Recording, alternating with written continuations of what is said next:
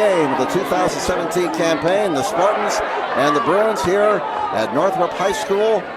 The Spartans of Homestead under Chad Zoman entering his 14th year as the head coach at Homestead.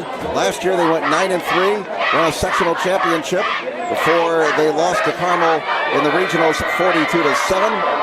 And one word for Homestead Spartan football over the last 2 decades, that one word is consistency. They have been above 500 every year since 1994. That was the last year they finished below 500 at 2-7. Northrop Bruins trying to get something going here after 4 consecutive 2-8 seasons, but there is a lot of optimism around Northrop Bruin land about this year's team. Jason Dorfler is entering his 4th year as the head coach here. His dad now the defensive coordinator, and that's the big key for the Bruins. They have to improve defensively after they were shredded last year for nearly 31 points a game. Big test for the Bruins tonight against the Homestead Spartans, a team ranked number 15 in the state, according to this week's preseason Associated Press high school football poll in the state of Indiana for Class 6A. Well, we'll take a break. We'll come back with more from Spooler Stadium following this timeout on SummitCitySports.com. How do you design one of the most advanced ERs in the country? At Parkview, we did it by focusing all our attention on you, the patient, by involving doctors and nurses in the design process, by creating quieter, more private spaces, and by leading the region in heart, stroke, and trauma care. This is not your typical emergency room. It's Parkview. In an emergency, isn't this where you'd rather be? Parkview, your partner in health. Southside has a large number of our students from our IB program accepted into the IU full immersion program, and so obviously us getting them into foreign languages is making them prepared for that. Avec le pays, je suis plus global, et pour cette raison j'aime bien en français. I said that with IB, I feel like a more global-minded person. For that reason, I think IB is really important.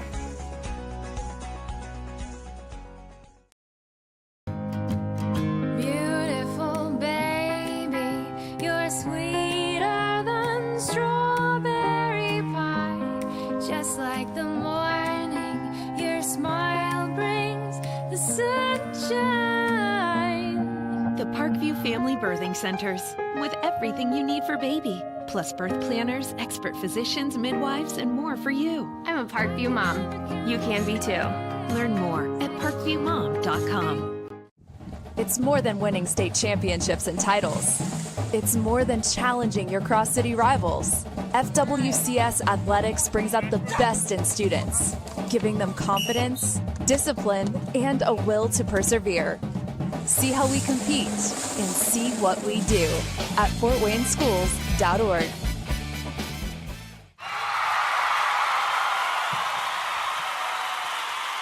Spartans, tonight's broadcast being brought to you by SummitCitySports.com. Follow us on Twitter at 260sports, like our Facebook page, Summit City Sports, and be sure to subscribe to our YouTube channel. Parkview Sports Medicine is a proud supporter of Fort Wayne area athletics and its athletes. Parkview Sports Medicine can provide the training, treatment, and education you need to advance your sports game. Have questions about injury prevention, sports nutrition, and more? We've got you covered. That's Parkview Sports Medicine at parkview.com. Sports Center Incorporated is Fort Wayne's premier sporting goods dealer, offering equipment rental, embroidery, and screen printing. Sports Center is ready and willing to help you place orders and/or answer any questions concerning pricing. Sports Center Incorporated is located at 5511 Coventry Lane, Fort Wayne, Indiana, 46804. Right now, the meeting of the captains in the middle of the field. Northrop in their dark home jerseys tonight. Homestead in their road whites. Homestead 9-3 last year. Northrop 2-8. The weather conditions, well, for a late summer evening, they're terrific. Temperatures in the upper 70s here at game time. We're expected to drop to near 70 by the time we're done. Weatherman says no threat of rain until about 6 o'clock tomorrow morning. And, of course, the game will be over by then, hopefully. And the wind is coming out of the west. It's coming from the Homestead side of the field. towards the press box at between 5 to 10 miles an hour. So the wind should not be much of a factor. We're steering into the setting western sun throughout this first half. And so you may have to bear with us here as we try to identify numbers and, more importantly, yard line markers. Kind of tough to see right now in that western sky, but we'll do the best that we can. Again, it's opening night. Of course, every week is a conference week in the Summit Athletic Conference. Other action tonight in the SAC. It's Dwenger at Wayne. Lours is opening up at Carroll. Snyder is at Northside. Concordia is hosting Southside. And other action around the area, a lot of non-league action, as the other conferences in our area not quite ready to get their conference schedules going. Adams Central's at Belmont. DeKalb is hosting Angola. Warsaw's hosting Columbia City. It's East Noble at Plymouth. Norwell's hosting Eastbrook. New Haven is hosting Heritage. Leo travels to South Bend to take on Riley. Marion is at Huntington North. Bluffton is at Northfield. Eastside at Woodland. South Adams will be at Winchester. Southern Wells travels to Fremont. Garrett is at Prairie Heights. Lakeland at Wawasee. West Noble's at Central Noble. And Cherubusco hosting their neighbors from Whitco. Homestead has won the toss, and they have decided to defer. We mentioned Homestead ranked number 15 in the state in Class 6A in the preseason poll from the Associated Press. Northeast Indiana well represented in that preseason poll. In 4A, Dwenger is ranked number 6 in the state. East Noble 8th, New Haven 9th, Leo 17th, DeKalb 18th, and 3A, Concordia, the defending state champs, ranked number 1 in the state, heading into the brand new season. Garrett is ranked 10th, Bishop Loras ranked 11th. Woodland ranked number 3 in the state in Class 2A. And in 1A, Cherubusco is in a tie for 10th place. South Adams number 15, Southern Wells number 21. By the way, for the record, the number 1 teams in the state, according to the AP preseason poll, Carmel in 6A, Indianapolis Cathedral in 5A, Northwood in 4A, Concordia in 3A, Evansville Mater Dei in 2A, and Pioneer in single A. And it looks like we're ready to start a brand new high school football season here in the Summit City. Hope you enjoy the action every Friday night here on SummitCitySports.com. This is the place to follow your favorite team all season long. Nice crowd on hand here at Spooler Stadium. Homestead will be kicking off and defending to go to our right. Temperature about 78 degrees at game time. Justin Bailey will be kicking it off for Homestead to start the 2017 season. And as Jackie Gleason used to say, and away we go. It's a short end over end kick. Bounces down inside the 20-yard line. And still on his feet to the 30, to the 32-yard line. That's Keyshawn Edwards. Northrop's outstanding returning running back. So Edwards getting a nice return there. Rather tough kick to handle. Short end over end. And decent field position for the Northrop Bruins to start off with. First and 10 at their own 32-yard line for the near hash. Gavin Shanley is the quarterback. His brother Garrett, quarterback last year. And Garrett had a great year last year for the Bruins, passing for 1,964 yards and 15 touchdowns. So Gavin Shanley brings him up to the line of scrimmage. And the Bruins will be running the spread all night long. Man in motion from the far side. And Shanley fakes the handoff, keeps it, and gets across the 35 to the 37-yard line for a pickup of 5 yards. Be second down and 5. Now they call it a 4-yard gain, so let's call it second and 6 from the 36. Just underway here at Spooler Stadium. Opening night. 3 receivers to the left now for the Bruins on second and 6. Shanley fakes the handoff. Now he did hand it off. And it is a big running play across the 50 to 46-yard line. Keyshawn Edwards, who last year rushed the ball 81 times for 490 yards and 3 touchdowns. Edwards with a gain of 18 yards on his initial carry of the 2017 season. First down Bruins at the Homestead 46. So Homestead going, or rather Northrop going down here on their opening possession. 3 receivers to the left. And Shanley keeps it after he faked the head off to Edwards and bangs his way down to about the 43-yard line. Looks like they're going to put him down to the 44 after a gain of 2.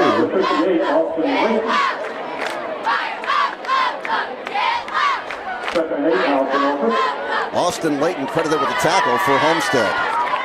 They spot the ball at the 44, so give the Bruins a 2-yard gain there.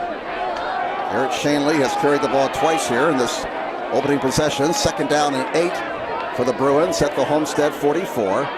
10:27 to go in the opening quarter. No score. 2 wide receivers on each side for the Bruins. 1 setback. And Shanley will pass for the first time tonight. Has time. Has a man. It's dropped at the 30-yard line. Pass intended for Tyler Kleiben, 6'2", 180 senior. Pass was a little bit behind him. And so now the Bruins have faced 3rd and long. 3rd down and 8 for Northrop at the Homestead 44-yard line. No score. 10:16 to go in the first quarter. Line the gain is the 36. 2 wide receivers on each side. 1 setback on 3rd and 8. Homestead rushing 3, dropping 8. They'll run it. And Edwards is stopped. He fumbles the ball. The beanbag is out. The ball is on the ground, and Homestead has the football.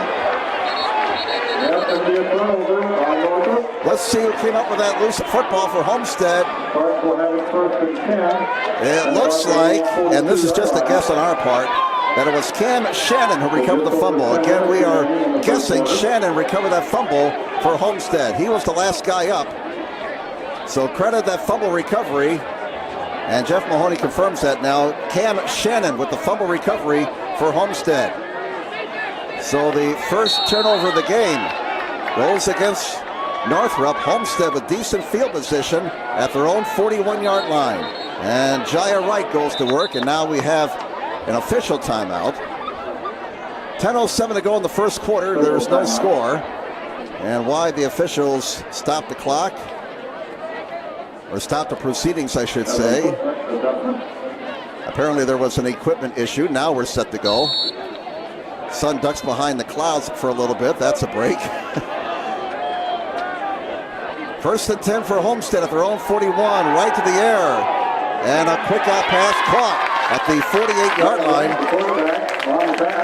Conrad Kai with the reception.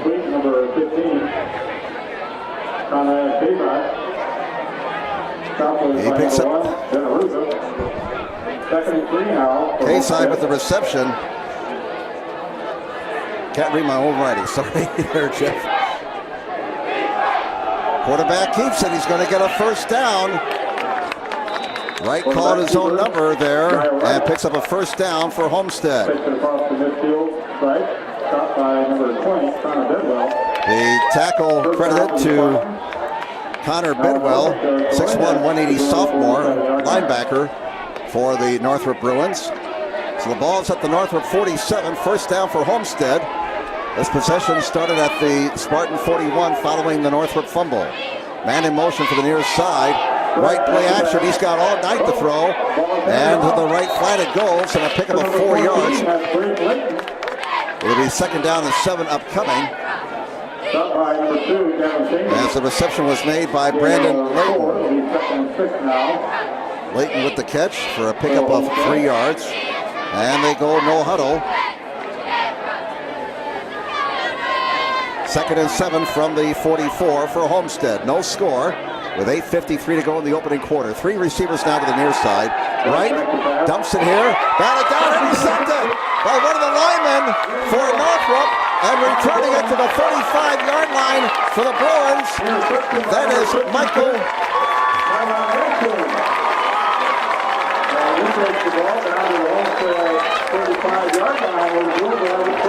Well, we thought it was number 55, but they're calling somebody else here. 56. Tyron Atkins. Thank you, Jeff. Tyron Atkins, 6'2", 215 senior, bats the ball down and gets the pick. So the 2 teams exchanging turnovers. And Northrop in great position here. They got a very short field. First down at the Homestead 35-yard line. No score. 8:44 to go here in the first quarter. 3 receivers to the near side. And Shanley waits for the snap. Bit of a low snap. He wants it all down the near side. And he overthrew his receiver inside the 5-yard line.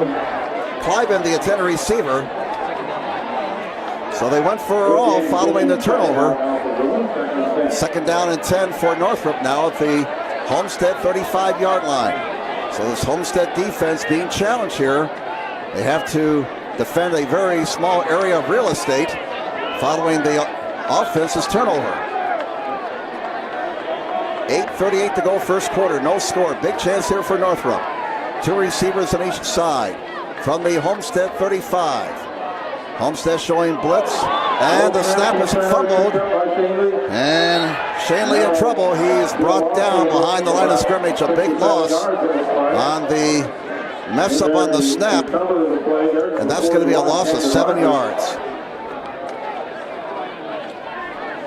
So the good news for Northrop, they maintain possession. The bad news, they lose 7 yards. And now they face 3rd and 17 back at the Homestead 42-yard line. Line the gain is to 25. Coming down to 8 minutes to play here in the opening quarter. No score. They'll go with 3 receivers to the near side. 1 split out to the left. Shanley fires, and it's incomplete. So it'll be 4th down, and Northrop sends out the punting team. So Northrop unable to take advantage of the turnover. In fact, they lost yardage on 3 plays from scrimmage. They started at the Homestead 35. Now they're back to the Spartan 42. And they will have to kick the ball away. Well, what that turnover does for Homestead now, it kind of flipped the field position over. And now we're going to get a timeout taken here by Northrop. Northrop taking a timeout. 7:52 to go here in the first quarter. There is no score. So both teams have turned the ball over here in the opening quarter. Maybe some opening night jitters. Again, tonight's broadcast being brought to you by SummitCitySports.com. Follow us on Twitter at 260 Sports. Like our Facebook page, Summit City Sports. And be sure to subscribe to our YouTube channel. Northrop on their opening possession fumbled the ball away. Homestead took over, but a pass was intercepted. However, Northrop was unable to take advantage of the turnover and lost 7 yards in 3 plays. Now they will kick it away. And Homestead more than likely be starting deep in their own territory. But given the circumstances they were facing following the turnover, they will gladly take this situation right now. No score, 7:52 to go first quarter. And it's a good snap. Here's the punt. And that was Bailey Merso with a punt. And to the 20, look out, running room. Oh, tripped up at the 33-yard line. Nice return of the punt. And returning that kick for Homestead was Grant Raber. He's a senior. And Raber getting his team out of a tough spot as far as field position is concerned with that punt return.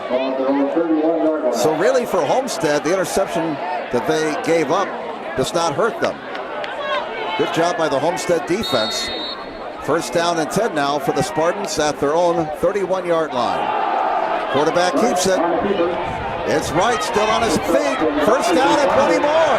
Out of bounds at midfield. A 20-yard pickup for Jaya Wright. Last year, he beat opponents with his arm and with his legs. Last year, he rushed the ball 145 times for 990 yards and 12 touchdowns.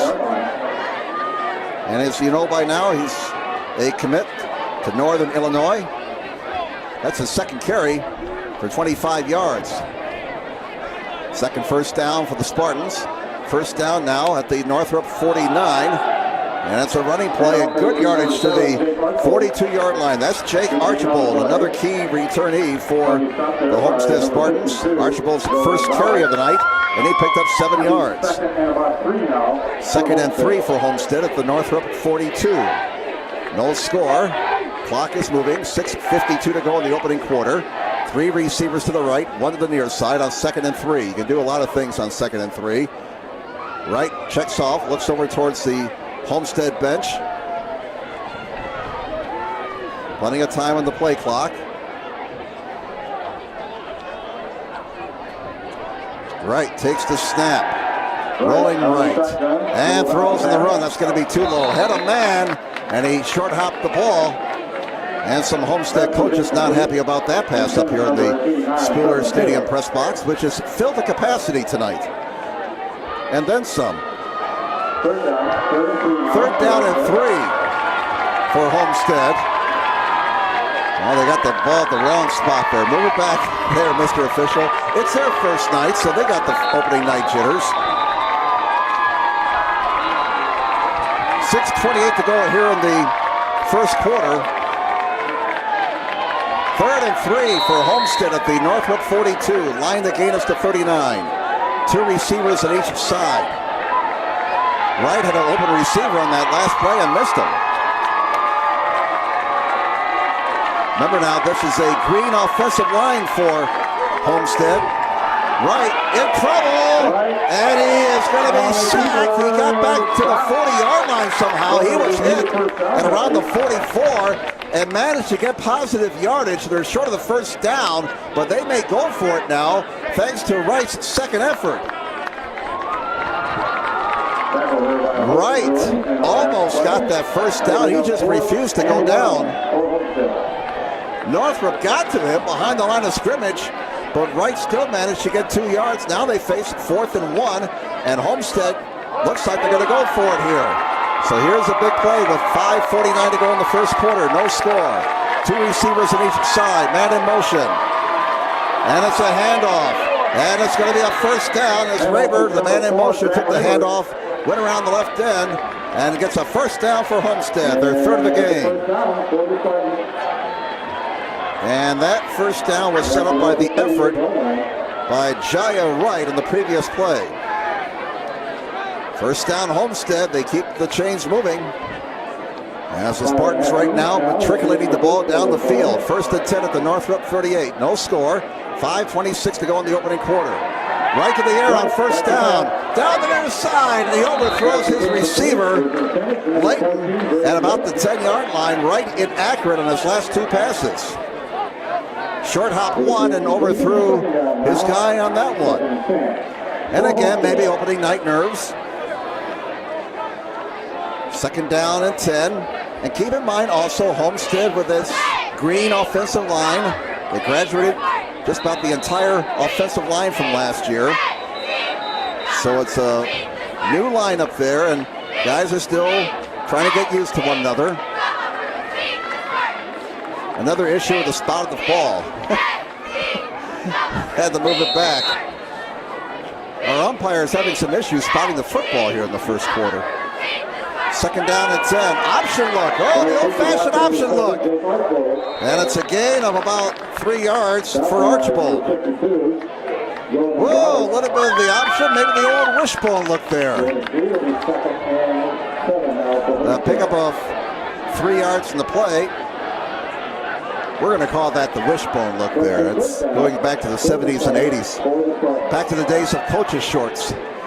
3rd and 7 at the Northrop 35. Line the gain us to 28. Movement on the line. Northrop didn't jump. Clock moving. 4:45 to go first quarter. No score. Now Wright, is he going to go under center? No. He's just changing the play. 3 receivers to the near side, 1 to the right. Wright rolling to his left.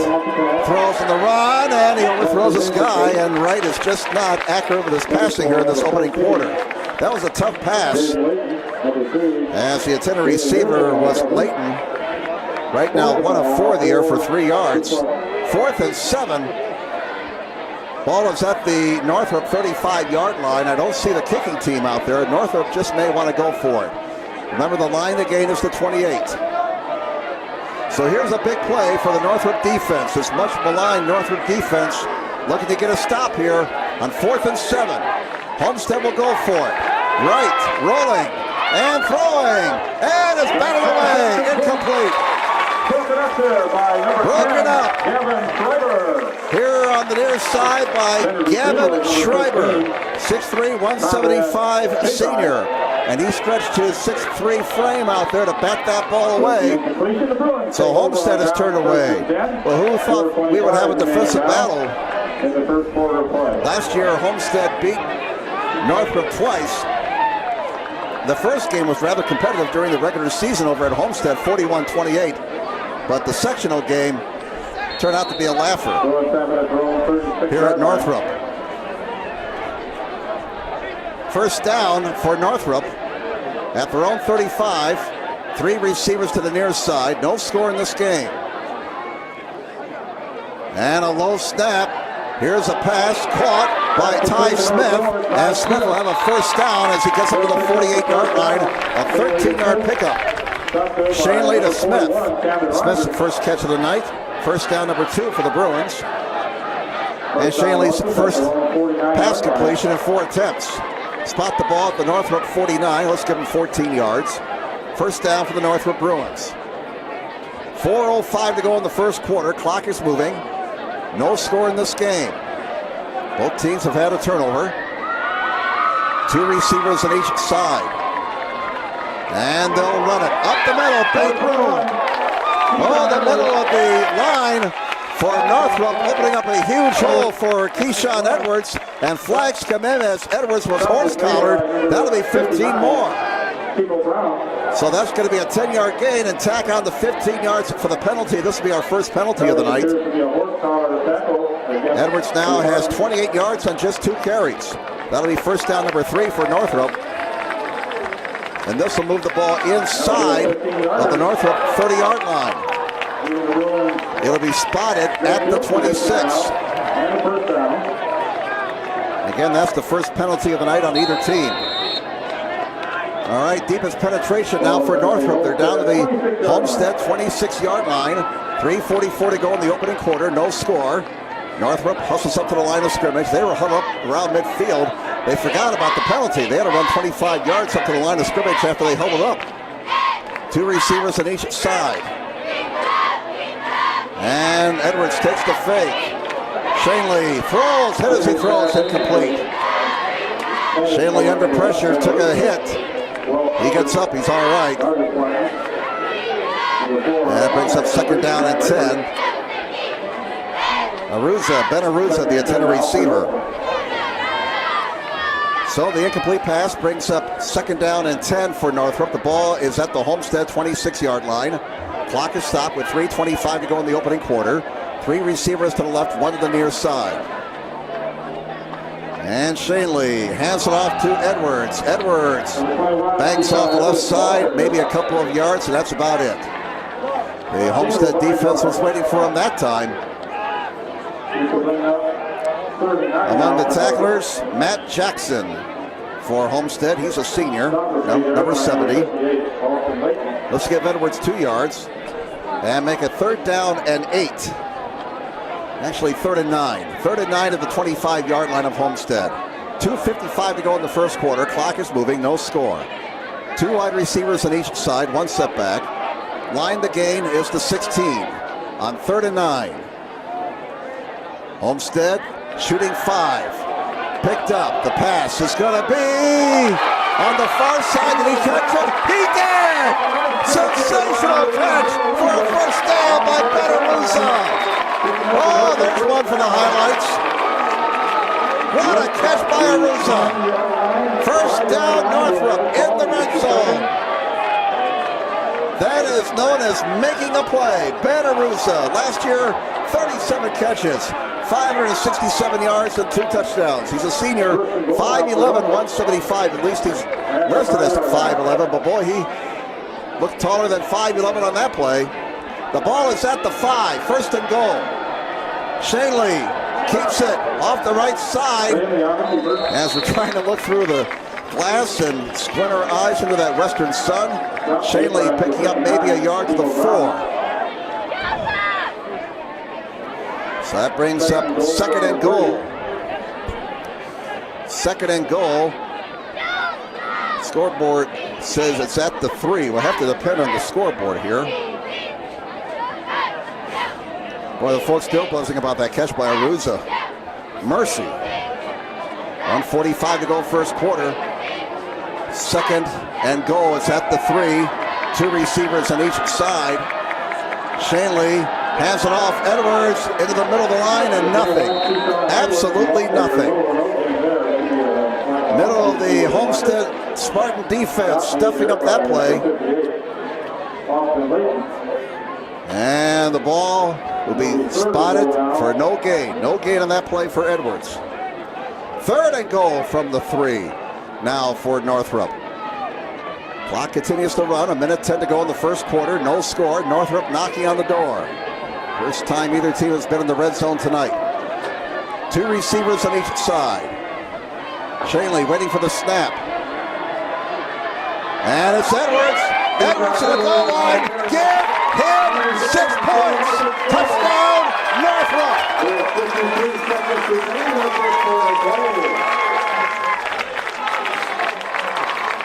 Keyshawn Edwards taking it in from 3 yards out. And the Northrop Bruins, they have not beaten Homestead in at least 2 decades, but right now they have the lead. Here's the extra point attempt. Well, they need another guy out there. Now they get their 11th man out there.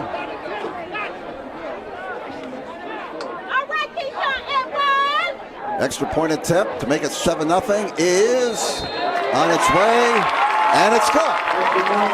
53 seconds to go here in the first quarter. Northrop 7, Homestead nothing.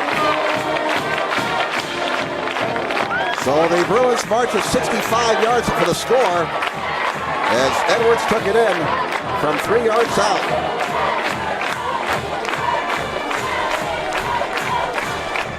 And right now, Northrop playing with a lot of confidence.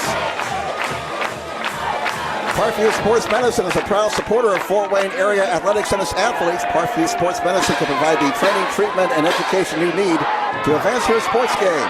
Have questions about injury prevention, sports nutrition, and more? We've got you covered. That's Parkview Sports Medicine at parkview.com. Well, this has got to give the Bruins a tremendous amount of confidence. As again, Homestead has had the big edge in this series over the years, including last year when Homestead won 2 games over the Bruins, beat them by scores of 41-28 and 66-31. That second game was in the sectionals. And it's a winning streak for Homestead. It goes back to at least 1996. Here's the kickoff. It's a line drive inside the 10 and across the 20 to the 25-yard line. Did he put the ball on the ground? They're saying a fumble, and it's Northrop football. Damian Berry picking up the football. A fumble recovery for Northrop, and they're right back in business. And Homestead's got to be wondering what the heck's going on out here. Second Homestead turnover.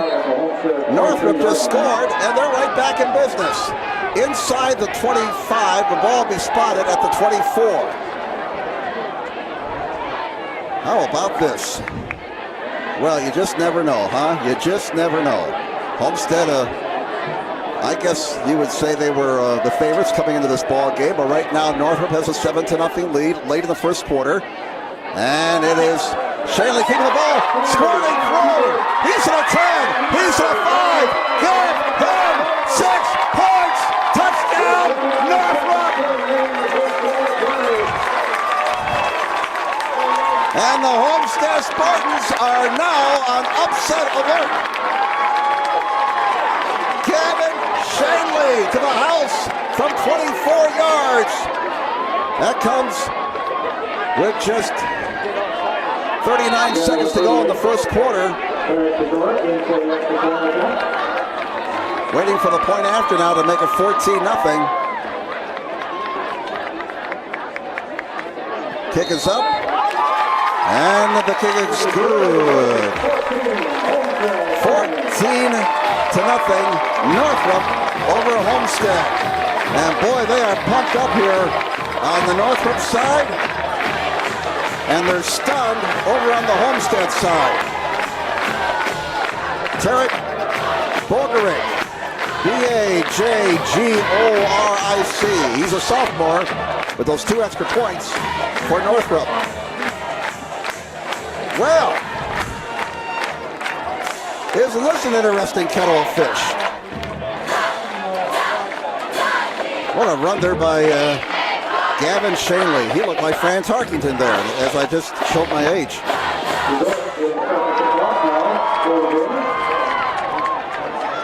14-0, 2 touchdowns within 14 seconds for the Bruins.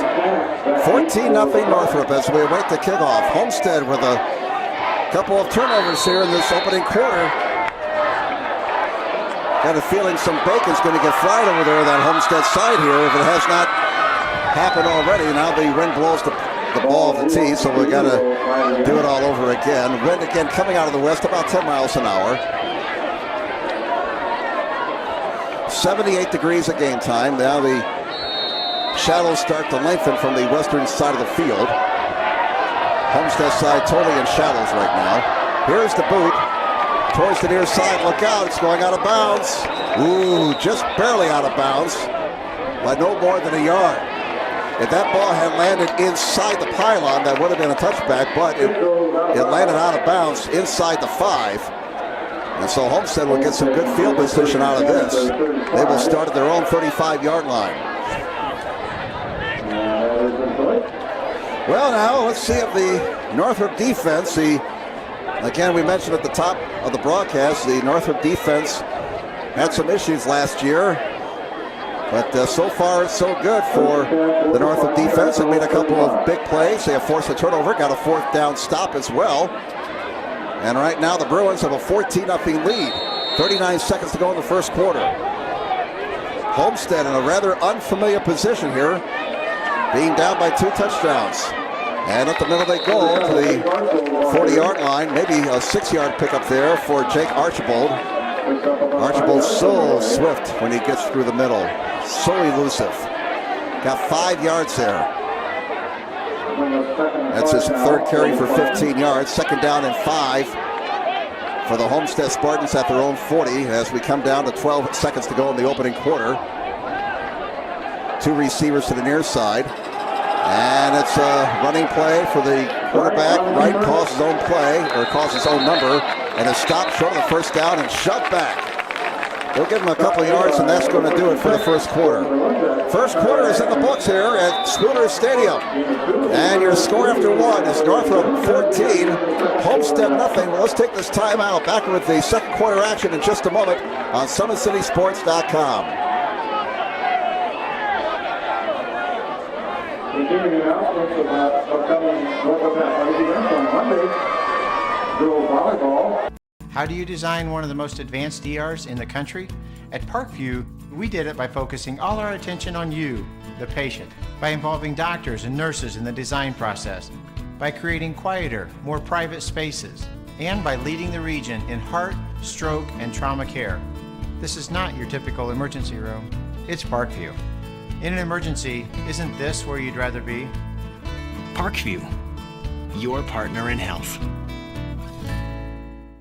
Southside has a large number of our students from our IB program accepted into the IU full immersion program, and so obviously us getting them into foreign languages and making them prepared for that. Avec le pays, je suis plus global, et pour cette raison, j'aime bien en français. I said that with IB, I feel like a more global-minded person. For that reason, I think. I'm Jim Measle. Jeff Mahoney, our producer and director, with you tonight here, also running the cameras on the opening play of the second quarter. Big play for Homestead. That's Keon Reeder all the way down to the Northrop 35-yard line. Finally stopped there by number 52, Joe Gonzalez. And a big play there for Homestead rather. 5-yard line, That's a gain of 27 yards. First down for Homestead. That's their 4th first down of the game. High snap, running play, and there goes Reeder running with him around the left end. Reeder's still on his feet, and he's all the way down. Not quite into the end zone, but he's going to be inside the 5. There is a penalty flag down at the 18-yard line.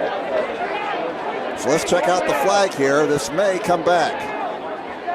But Homestead with a couple of big plays all of a sudden here as the offense has awakened. But that big play is going to get wiped out on a holding penalty against the Spartans. Now the flag was thrown at the 18. If that's where the penalty took place, that is where the infraction to be marked off from. Just underway here in the second quarter, 11:32 to go until halftime. Northrop on top, 14-0. And they'll mark it off from the 18 back to the 28-yard line. And that's the second penalty for 25 yards against Homestead. So Reeder will give him. Reeder got basically a 7-yard gain there. And so it's now 1st and 3. Unusual situation here. You don't see 1st and 3 very often. Another high snap. And a swing pass. Reeder has a couple of blocks. Look out! 15 to 10, 5. Give him 6 points. Touchdown, Homestead Spartans.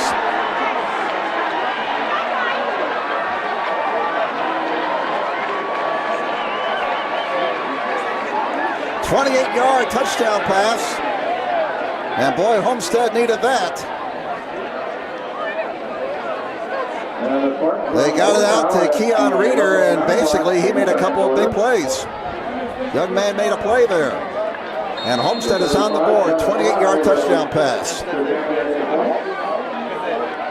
Justin Bailey, I believe this is Justin Bailey trying the extra point. They've got a couple of kickers in the roster. We'll double check it here. Spot, boot it, line drive, and it's good. Not very pretty, but it went through. Check that. That's not Bailey. That is the other kicker. That's Gunnar Fry, a sophomore. So the kick is good. New score on the board now with 11:09 to go in the first quarter. It's Northrop 14, Homestead 7. So Homestead responds after Northrop had opened up a 14-0 lead. 14-7 now is the score. Again, that was a 28-yard touchdown pass from Jaya Wright to Keon Reeder. And that came with 11:09 to go here in the first half. So, if my math is right here, we've had 3 touchdowns in a span of 1 minute and 44 seconds going back to the end of the first quarter. 14-7 Northrop. But Homestead now maybe starting to build a little momentum following that touchdown. All right, we got Gunnar, or check that. They got 2 kickers. Justin Bailey handles the kickoffs, and he bangs one deep. And that's a dandy inside the 10, up to the 20, and a seam to the 30-yard line. There goes Edwards to the 31. So Edwards with a nice return for Northrop. And the Bruins go back on offense now. First down at their own 31-yard line. Now they have to respond following the Homestead touchdown. So the Bruins defense kept Homestead off the board for the first quarter, but Homestead getting on the board here 51 seconds into the second stanza. Northrop leading 14-7 over the Homestead Spartans. Now Northrop with the football, 1st and 10 at their own 31. 2 receivers on each side. Quarterback is Gavin Shanley, 6'2", 180 senior. Shanley, draw play, and nothing doing. Homestead smelled that play out. No gain whatsoever And the tackle made by Tico Brown, who is going to Central Michigan University to play his college football. Outstanding senior for Homestead. Last year, 50 tackles, 11 and a half sacks, and of those tackles, 19 were for losses. And you got to block 59. That's all there is to it if you're Northrop. Second down and 10 from the 31. Edwards the lone setback, 2 receivers on each side. Shanley fires, almost intercepted. Mercy. Nearly intercepted by Aaron Harris, number 36. And Harris, if Homestead wins this game, Harris is going to hear about it all week, next week. That should have been a pick. Third down and 10 now for Northrop. The ball is at their own 31. 10-20 to go here in the first half. 14-7 Northrop. 3 receivers to the right. Line to gain us to 41. Shanley flushed. Throws one deep, and it's up for grabs. It's going to be broken up inside the 30-yard line. So fourth down.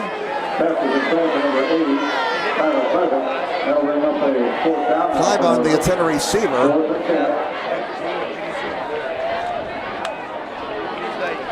And so it's fourth down. Northrop with a 3 and out. Last thing they wanted to do following the Homestead touchdown, and you can just feel the momentum start to swing over now towards the Homestead side.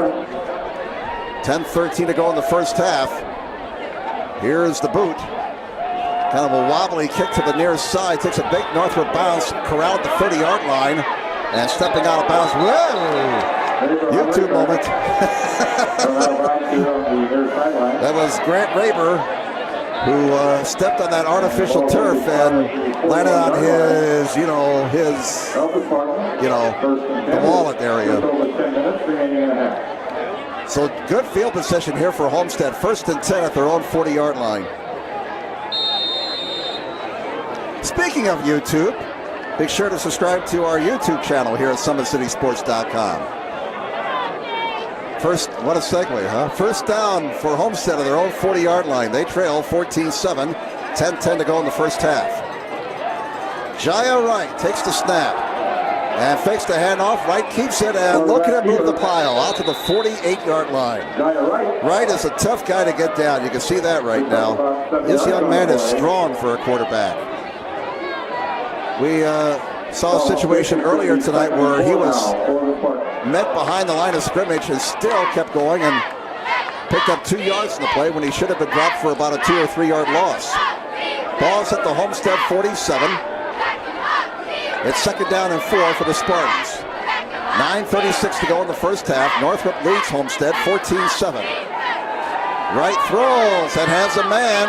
First down.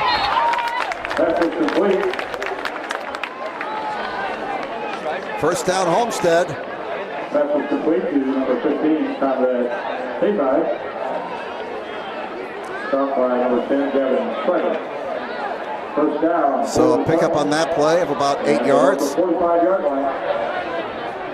First down for Homestead. That's their 5th first down.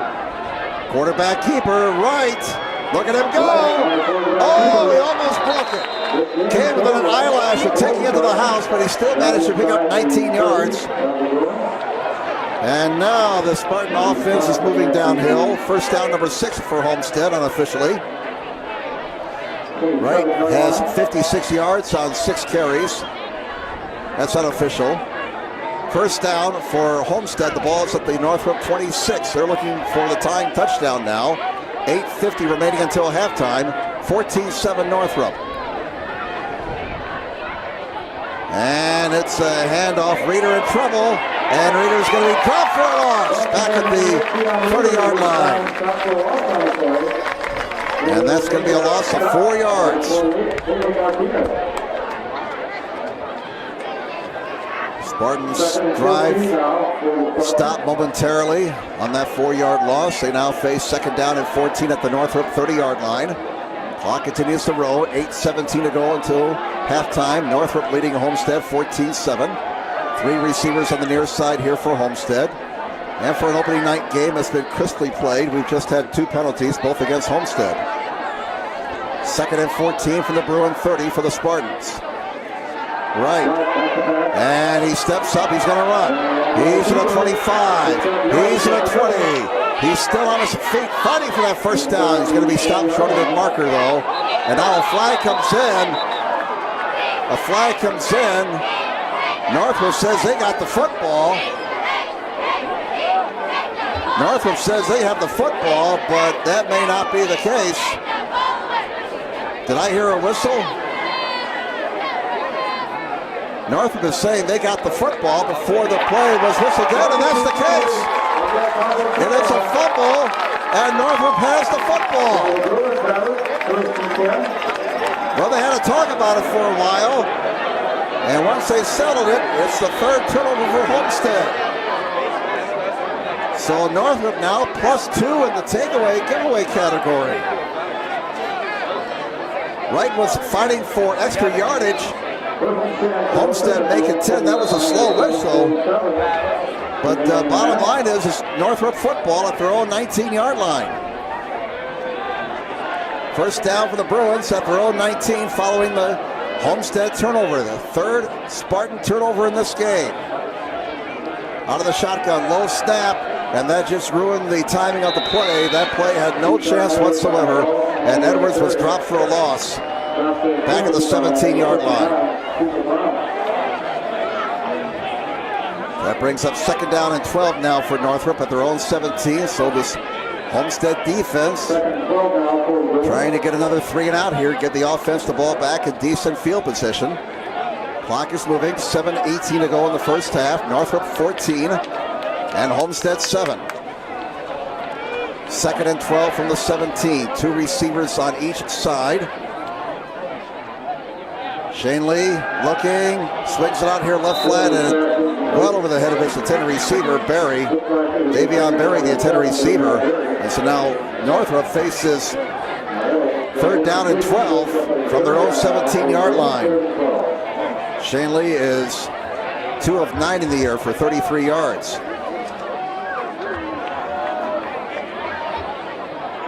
Northrop has 31 yards on the ground and 33 yards in the air, but they lead now 14-7. 7:04 to go until halftime. 3rd and 12 for Northrop at their own 17. Line the gain us to 29. 3 receivers to the right, 1 to the near side. Shane Lee steps up, calls his own number, running room. Can he get there? No. Stopped at the 25-yard line, and coming up to make the tackle for the Spartans was Grant Raber. Grant Raber coming up from the secondary to make the stop. Shane Lee picked up 8 yards, but he needed 4 more.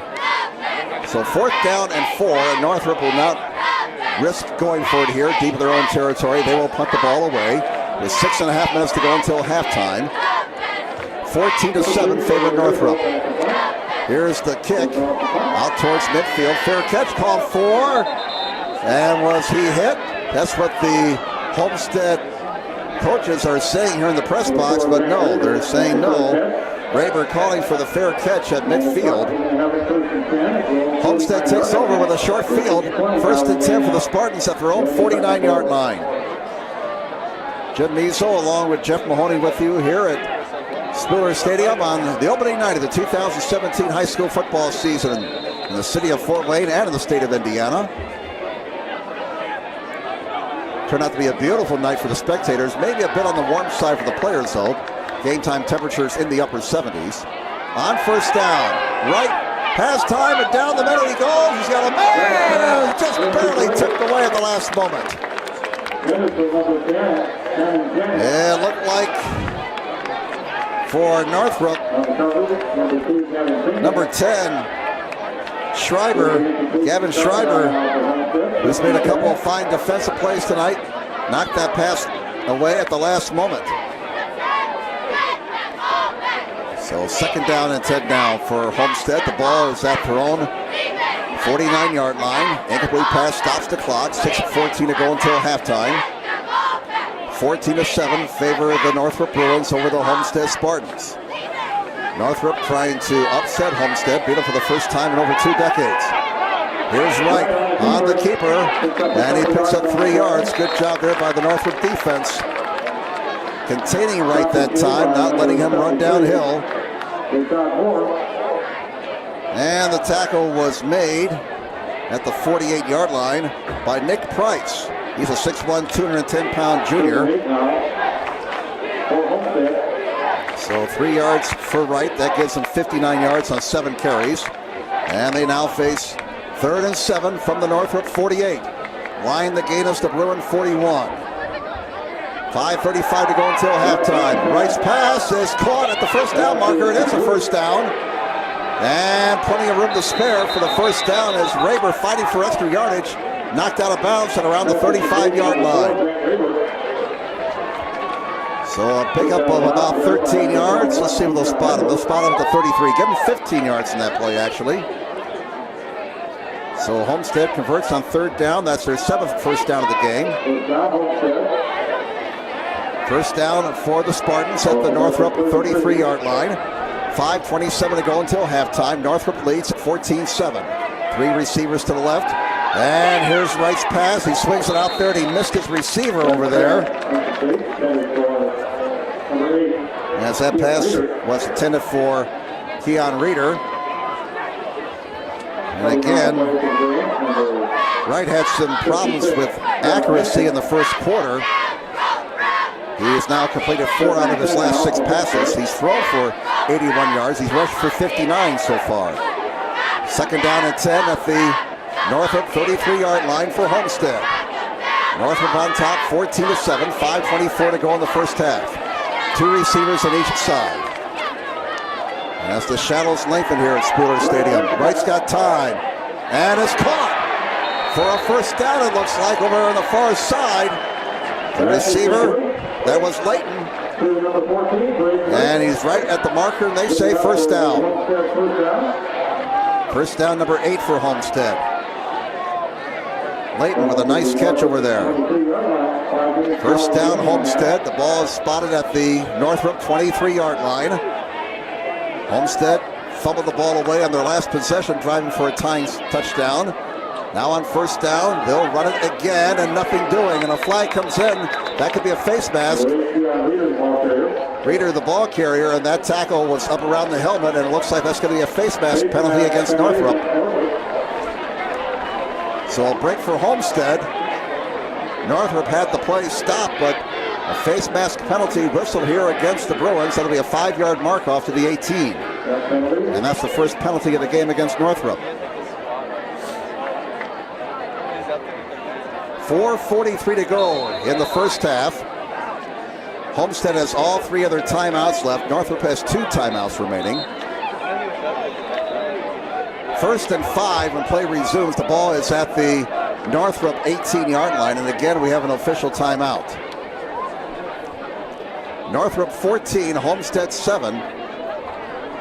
As we had 3 touchdowns rather quickly taking place in the final minute of the first quarter and the first minute of the second quarter. In fact, those 3 touchdowns coming within a minute 44. 1st and 5 at the 20. Check that, the 18-yard line of Northrop.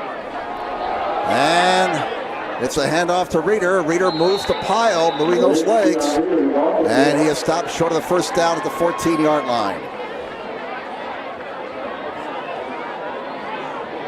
Homestead has passed the ball 11 times. And they have run it 15 times. Coming down to 4 minutes to play until halftime. 14-7 Northrop, but Homestead is in the red zone. 2nd down and 1 at the 14-yard line. And they'll pass for it. No, they'll run it, trying to get the corner. And I don't know, that's going to be awfully close. I don't think he got it. As Raber carried the ball, tried to go around the left end. It looked like he got tangled up with the lineman and lost his footing, and he did not get that first down. 3rd down and 1 now at the Northrop 14-yard line. Now a man in motion for the far side.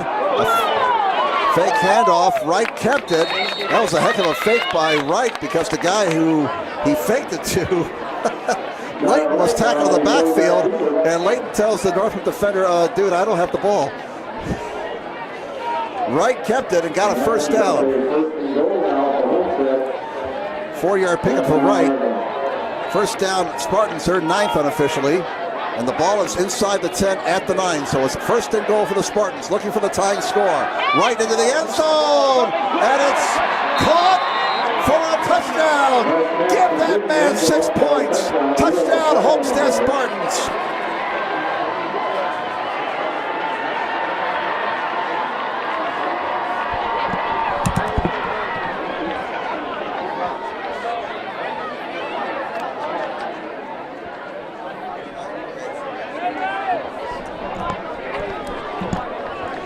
And that pass was caught for the touchdown by Trevin Taylor, we're told. So a 9-yard touchdown right to Taylor. That's Taylor's first catch of the night. As we wait the extra point now, with 2:56 to go until halftime. Homestead, are they going to kick it? Yes, they will kick it. And it's the sophomore Gunnar Fry out to try the PAT, and again, an official timeout here. And that's about the 5th or 6th official timeout we've had here in the opening half. As to what they're talking about, your guess is as good as mine right now. So Homestead looking to tie the game here. Excellent drive by the Spartans. After Northrop jumped out to a 14-0 lead late in the first quarter, Homestead has controlled this second stanza. Now we're going to have, I believe that's Coach Zolman over there, Chad Zolman, out in the field talking to the officials. There was a penalty flag thrown on that touchdown pass. And I really don't know what this discussion is all about here. So we're still waiting for the extra point attempt here by the Homestead Spartans.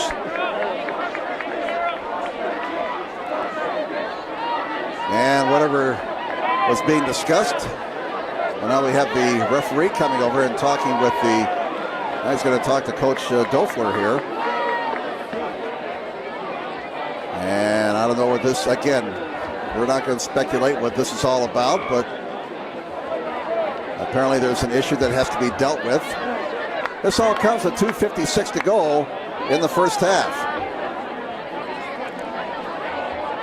And the players are standing around waiting for the adults to figure things out here. And now I think we're ready for the extra point. Gunnar Fry anxiously awaiting his attempt to try and tie the game here.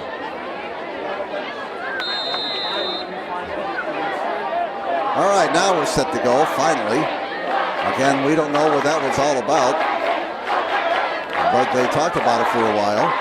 Snap, spot, boot is good, and we got ourselves a tie game. 14-14 tie with 2:56 to go in the first half. Again, that scoring play, Wright throwing that touchdown pass.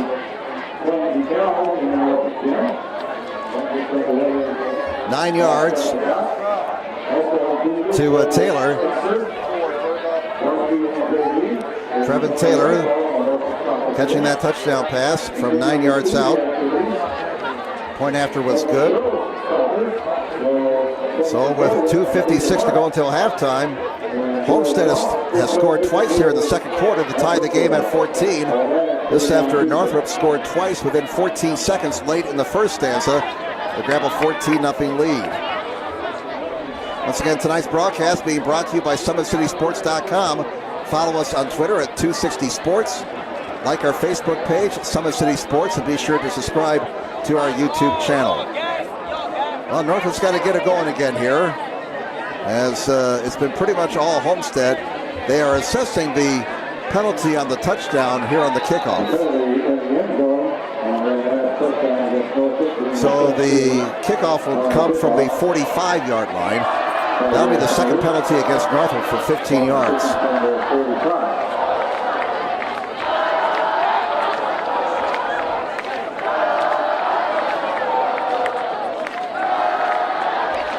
Justin Bailey will kick off in the 45.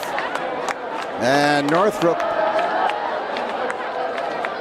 they're anticipating perhaps Homestead trying an onside kick here as we continue to have discussions on the field. Three of the officials over on the far side are talking. We got one official here on the near side, on the Northrop side. And boy, we've had a lot of talk here. It's starting to look like Congress with all the discussions going on. And now it's going to be put at the 50-yard line. They couldn't figure out whether or not it was a 10 or a 15-yard penalty, and Coach Doeffler is just a little bit upset right here on the near side.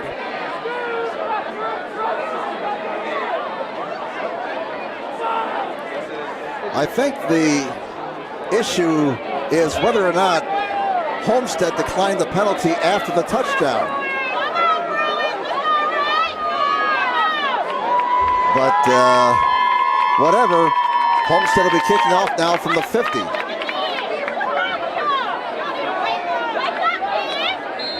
Homestead taking the penalty, so the penalty yardage marked off on the kickoff, so the Spartans will kick from the 50.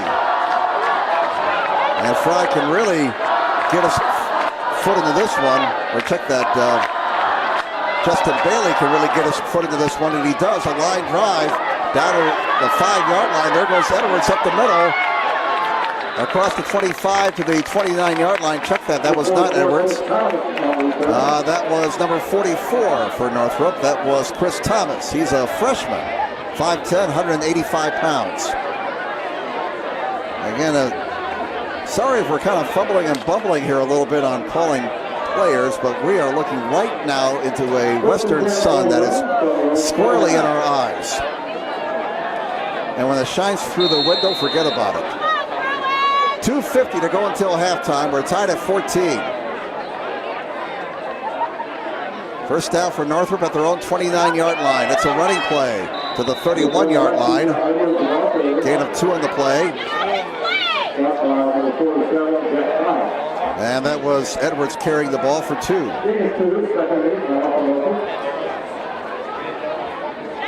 Second down and 8 now for Northrop. At their own 31. Homestead's been guilty of 3 turnovers here in this first half. They have fought back here in the second quarter to tie Northrop 14-14. Second and 8 for the Bruins at their own 31-yard line. 2 receivers on each side. Movement on the line. Penalty flags come in. It looks like Homestead's going to get whistled here for being offside, or I guess it's called encroachment these days. That'll be the 3rd penalty against Homestead for 30 yards. It will move the ball to the Bruin 36. So instead of 2nd and 8, it's going to be 2nd and 3. 2:12 to go in the first half. Northrop has 2 timeouts left. Homestead has all 3 of their timeouts remaining. Second down and 3 for Northrop at their own 36. And they're really in no hurry right now as we go under 2 minutes to play. Second and 3 from the 36. A low snap. And there goes Edwards. He's got a first and more to the 47-yard line. Nice job by the Northrop offensive line, opening up a hole for Edwards. He picks up 12 yards and a Bruin first down. First down number 5 for Northrop. Homestead unofficially with 10 first downs. First down for the Bruins at their own 48. Now with a minute 35 remaining. The clock is rolling. Again, they have 2 timeouts left. 3 receivers to the right, 1 to the near side. Game tied at 14. Shanley will run it across the 50 to the 45-yard line for a pick of 7 yards. And the clock continues to roll. Northrop showing no indication they want to stop the clock. Down to a minute 8. Game tied at 14. Bruins moving the ball into Homestead territory now. 2nd down and 2 at the Spartan 45. 2 receivers on each side. Game tied at 14. And it's Edwards with running room. Oh, he's dragged by the jersey. And he gets up to the 41-yard line. Oh, my goodness. Homestead's outstanding defensive lineman, Teagle Brown, had Edwards by the jersey, and that may have prevented a touchdown because Edwards had a lot of running room here on the near side. 1st down, Northrop. Ball's at the Homestead 41. Down to 38 seconds. 2 timeouts left for the Bruins. Doeffler says, hurry up, guys. Clock down to 30 seconds. Boy, they're wasting a lot of time here before this snap. And a mix-up in the backfield, and Shanley keeps the ball for a couple of yards, and now Northrop will call a timeout, but they're down to 23 seconds. 23 seconds remaining in the half. When play resumes, the ball will be at the Homestead 39-yard line, and it'll be 2nd down and 8 for Northrop. Boy, Northrop, I don't know what the deal is here. They wasted about 30 seconds before that last play, I should say. And now they're down to 1 timeout. They had to take a timeout earlier. Sports Center Incorporated is Fort Wayne's premier sporting goods dealer, offering equipment rental, embroidery, and screen printing. Sports Center is ready and willing to help you place orders and/or answer any questions concerning pricing. Sports Center Incorporated is located at 5511 Coventry Lane, Fort Wayne, Indiana, 46804. Jim Measle along with Jeff Mahoney with you from Spooner Stadium at Northrop High School on this Friday night, opening night of the high school football season in the state of Indiana. And so far, this has been a good one. Northrop and Homestead tied at 14. 23 seconds to go in the first half. Northrop has the football. They have 1 timeout left. And we have aircraft coming in now from the west, it looks like. The plane. Shanley throws deep down the far side. Flags come in. The pass is incomplete. Well, let's check out the penalty flag here. Clock is stopped with 16 seconds. We have pass interference against Homestead. And that'll be 15 yards from the line of scrimmage.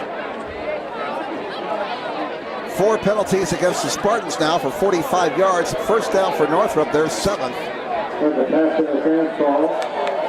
And we'll go back to the 39-yard line and mark off the penalty from there. 15 yards and put the ball at the Homestead 24-yard line.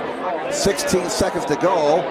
1st down Northrop. They again have a timeout left, so time for at least 2 more plays for the Bruins. Tied at 14 as the Bruins try to get the lead back before halftime. Will they have enough time? It's at the Homestead 24 following the pass interference penalty. 2 receivers on each side. That sun is right above the grandstands right now on the far side. Shanley takes the snap. Fires down the middle. Incomplete. And what do we have? Another flag? There is another flag on the play. Clock is stopped with 13 seconds.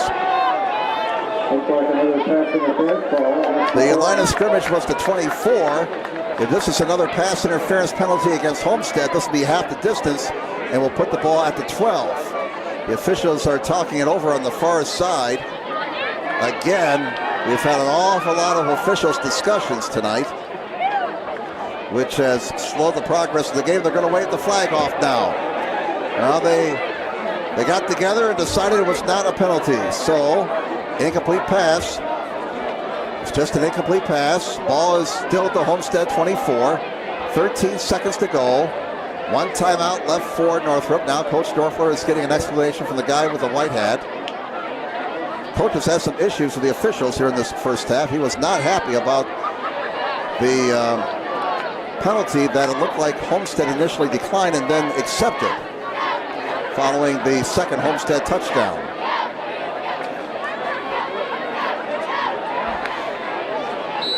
Now Coach and Shanley talk things over here on the near side. Shanley goes back to the huddle. 2nd down and 10. at the Homestead 24, 13 seconds to go.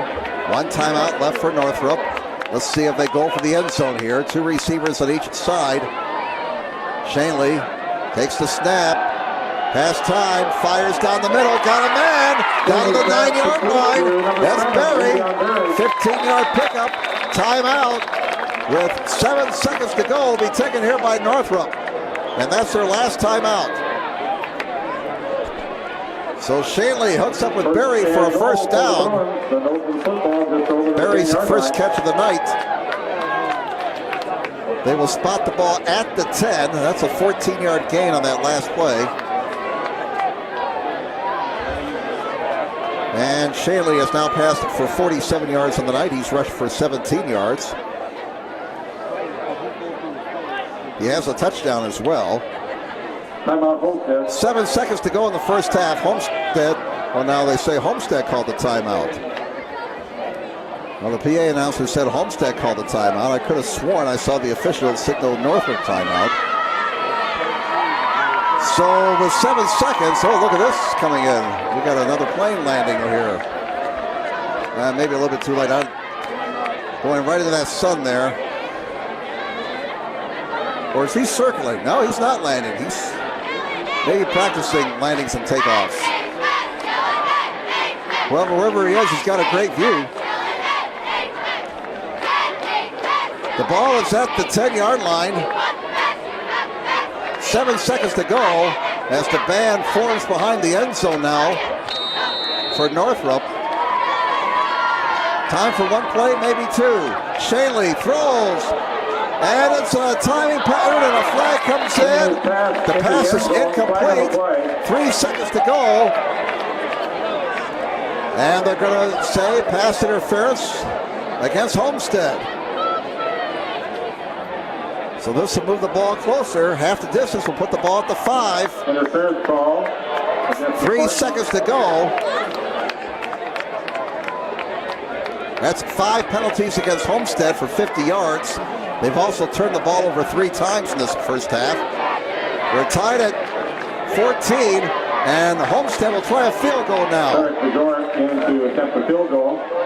Bajaric is on to try a field goal attempt of 22 yards, right in the middle of the field. This is almost like an extra point attempt. A chance to give Northrop the lead at halftime. 22-yard field goal attempt. Spotted, booted, and the kick is good. Give them 3 points. The kick is good, and we've hit halftime here at Spiller Stadium. A surprising score, to say the least, as Northrop trying to defeat Homestead for the first time in over 2 decades. Bruins lead at the half. Your score, Northrop 17, Homestead 14. We'll come back with our halftime activities following this timeout on SummitCitySports.com.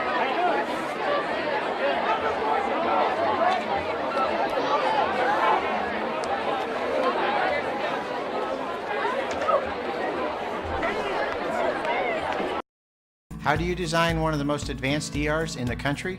At Parkview, we did it by focusing all our attention on you, the patient, by involving doctors and nurses in the design process, by creating quieter, more private spaces, and by leading the region in heart, stroke, and trauma care. This is not your typical emergency room.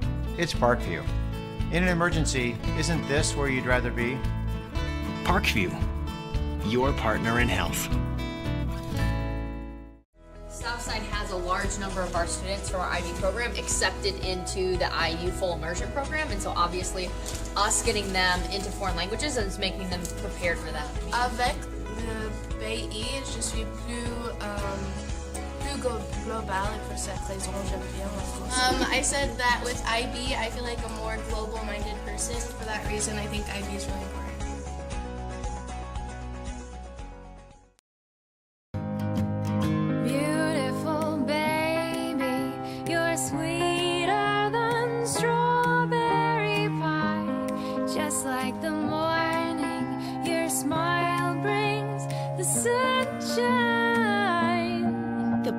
Family Birthing Centers, with everything you need for baby, plus birth planners, expert physicians, midwives, and more for you. I'm a Parkview mom. You can be too. Learn more at parkviewmom.com. It's more than winning state championships and titles. It's more than challenging your cross-city rivals. FWCS Athletics brings out the best in students, giving them confidence, discipline, and a will to persevere. See how we compete and see what we do at fortwayneschools.org.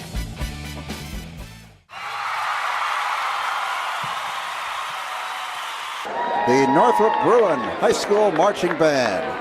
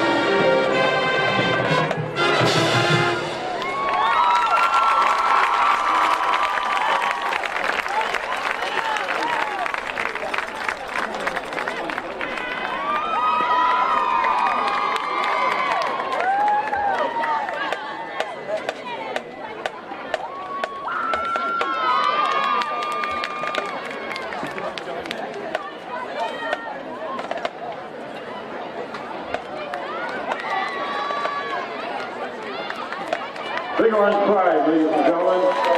Nice job. Nice job.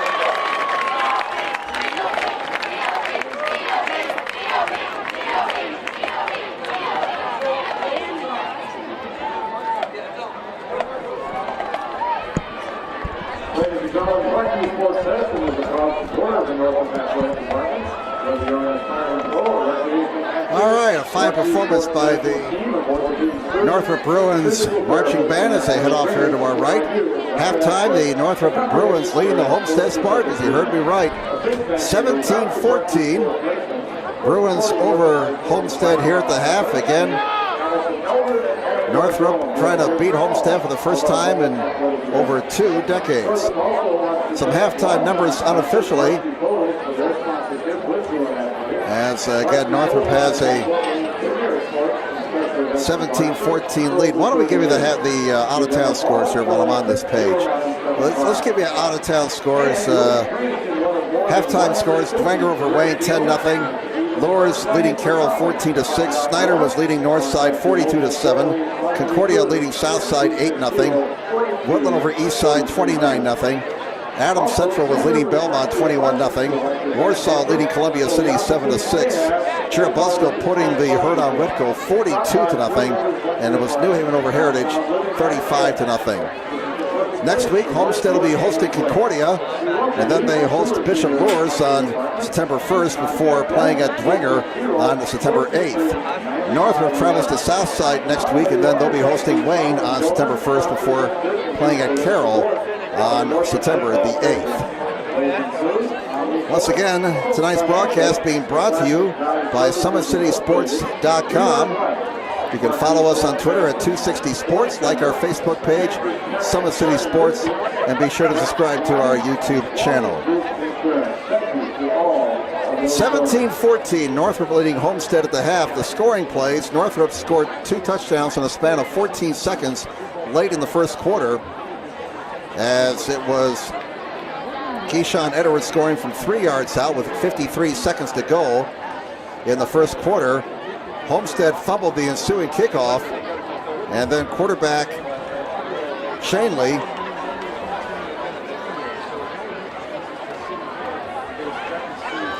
Gavin Shanley took it to the house from 24 yards out. The point after good. That came with 39 seconds to go in the first quarter, and it was 14-0 for Northrop. Homestead scored twice to tie the game in the second quarter as Wright threw a pair of touchdown passes.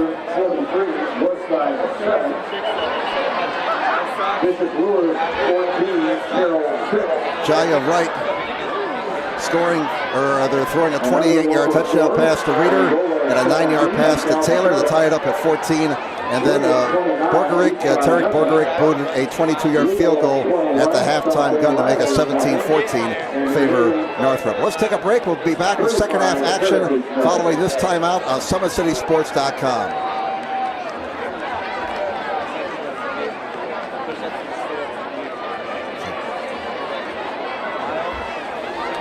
How do you design one of the most advanced ERs in the country? At Parkview, we did it by focusing all our attention on you, the patient, by involving doctors and nurses in the design process, by creating quieter, more private spaces, and by leading the region in heart, stroke, and trauma care. This is not your typical emergency room. It's Parkview. In an emergency, isn't this where you'd rather be? Parkview, your partner in health.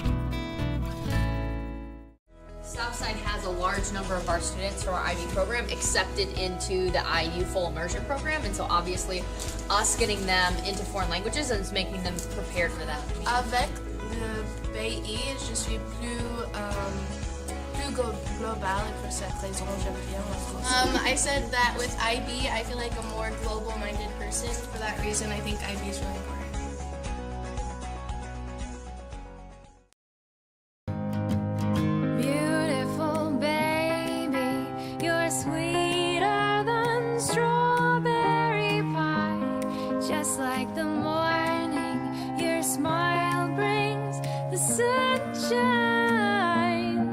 Parkview Family Birthing Centers, with everything you need for baby, plus birth planners, expert physicians, midwives, and more for you. I'm a Parkview mom. You can be too. Learn more at parkviewmom.com. It's more than winning state championships and titles. It's more than challenging your cross-city rivals. FWCS Athletics brings out the best in students, giving them confidence, discipline, and a will to persevere. See how we compete and see what we do at fortwayneschools.org.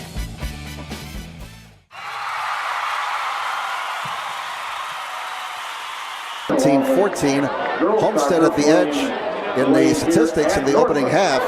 The turnovers a big issue for Homestead, along with mistakes and penalties. Homestead had 10 first downs unofficially, Northrop 7. Homestead had a 115-66 edge on the ground. Passing yards were even at 47 apiece. So total yards 162 for Homestead, 113 for Northrop. But the big statistic, and one of the main reasons why Northrop has a 3-point lead here at halftime, 17-14, the turnovers. Northrop is plus 3 in takeaways and giveaways through the first half. Homestead with 2 fumbles and an interception. Meanwhile, Northrop has yet to cough the football up. Homestead has also been hit with 5 penalties for 50 yards. Northrop penalized twice for 20 yards. Again, we had a scoreless ball game until late in the first half when Northrop scored twice in 14 seconds to take a 14-0 lead. Homestead came back on a couple of touchdowns to tie the game at 14, but Northrop put together a nice drive right before halftime. They were aided by a couple of pass interference penalties against Homestead, and they got a 22-yard field goal as the halftime gun sounded. And that's where we stand right now. Northrop 17, Homestead 14. So I would imagine Coach Dofler for Northrop has to be ecstatic with the way his guys played in that first half. I mean, just about everybody, all the so-called experts around Fort Wayne were picking Homestead to win this game. Again, given the history of these two programs, Homestead has dominated this series going back over 2 decades.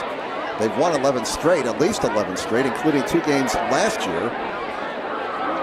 Last year's opening game was 41-28 Homestead, and then they hooked up again in the sectionals. And Homestead blew them out 66-31. 2 years ago, Homestead won 42-16 and 48-14 in the sectionals. And Homestead has beaten Northrop in the sectionals in 2014, 2005, 2004, 2001, 2000, 1998, and 1996. As the clock winds down, we're getting ready for the start of the second half. Parkview Sports Medicine is a proud supporter of Fort Wayne area athletics and its athletes. Parkview Sports Medicine can provide the training, treatment, and education you need to advance your sports game. Have questions about injury prevention, sports nutrition, and more? We've got you covered. That's Parkview Sports Medicine at parkview.com. Sports Center Incorporated is Fort Wayne's premier sporting goods dealer, offering equipment rental, embroidery, and screen printing. Sports Center is ready and willing to help you place orders and or answer any questions concerning pricing. Sports Center Incorporated, located at 5511 Coventry Lane, Fort Wayne, Indiana, 46804. All right, getting set now for the second half.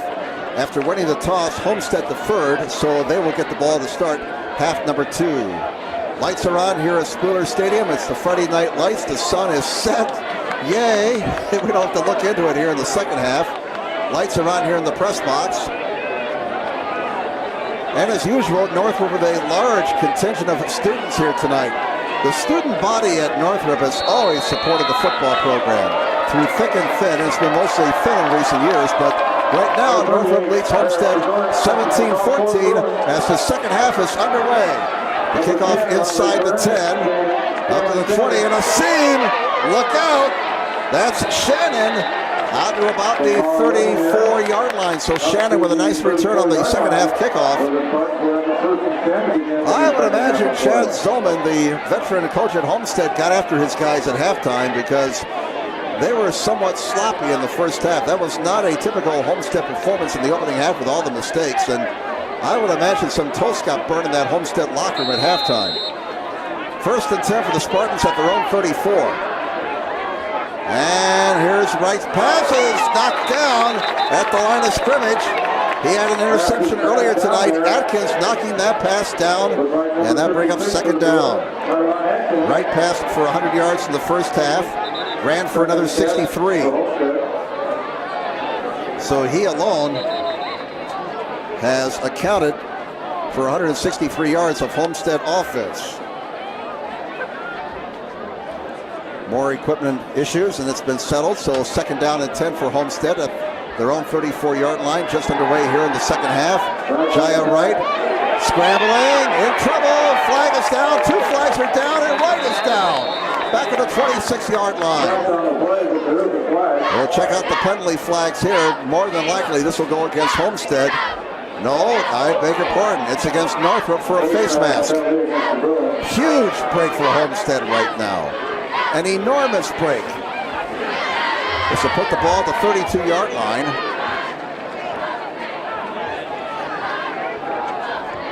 That's the third penalty for 25 yards. And a little bit of confusion right now as to what down it is. It was second down, and so there's no loss of down on the face mask penalty. Thus, out of all of that, it's second and 12 for Homestead at their own 32-yard line. That was a 5-yard face mask penalty. And quarterback Wright keeps it. He's down again. They wrapped him up and put him down at the 35-yard line. Nice defensive job by the Bruins. Wright may have gotten about 3 yards right there before he was put to the turf by Tavon Colbert, a 6'4", 200-pound senior. So third down and 9 for Homestead at their own 35-yard line. Line the gain is the Spartan 44. 10:42 to go, third quarter. 17-14 Northrop. Wright out of the shotgun, has time. Now throws to his safety valve, and it's going to be a first down. First down, Homestead. What an escape act by the slippery Brandon Layton. He got up to the 50-yard line, a gain of 16 yards. The sticks move, first down, Homestead.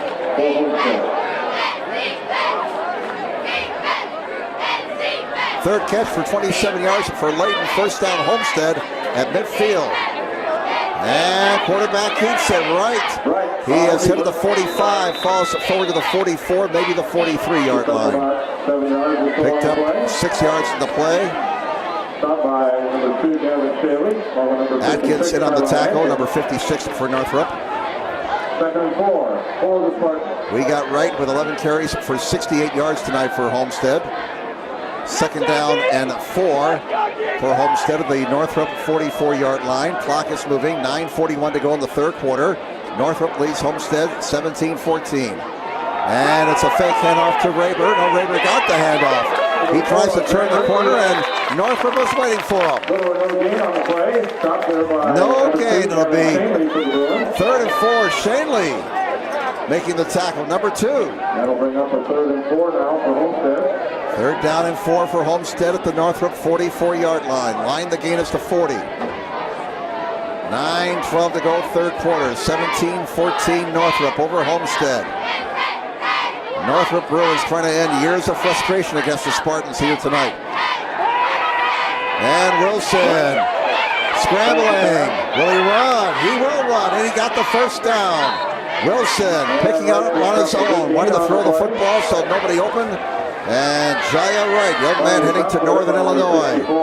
Took the ball underneath his arm and scrambled for 8 yards and a Homestead first down.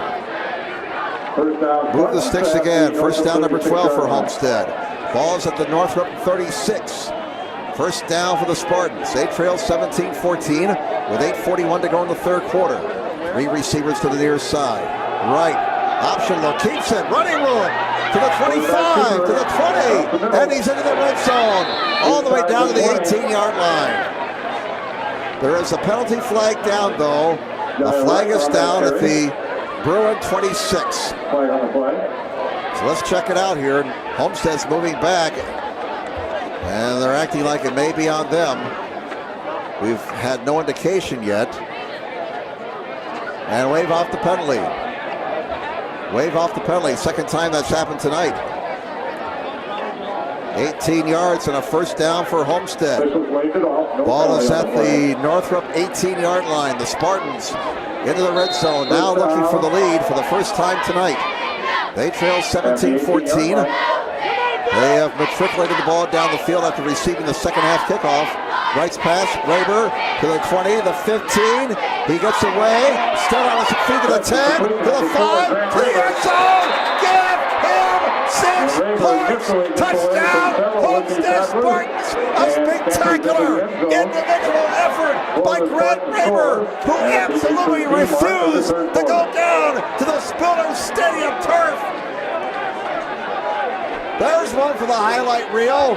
What an effort by Raber. And Homestead has the lead. With the extra point pending, 8:13 to go, third quarter. My goodness. Well, we need one more guy out there for Homestead. Everybody's so excited about the touchdown. One guy forgot to go out there. Here he comes. Hopefully they can get the snap off in time here and not burn a timeout. 35, Gunnar Fry is out for the PAT. This will make it a 4-point lead. Waiting for the snap. Booted, and the kick is good. Fry 3 for 3 tonight on PATs. And Homestead has the lead for the first time tonight. New score on the board with 8:13 to go in the third quarter. Homestead 21, Northrop 17. 18-yard touchdown pass from Wright to Raber. And Raber with an absolutely spectacular effort to get that ball into the end zone. I mean, he had his shoulder pads hanging out.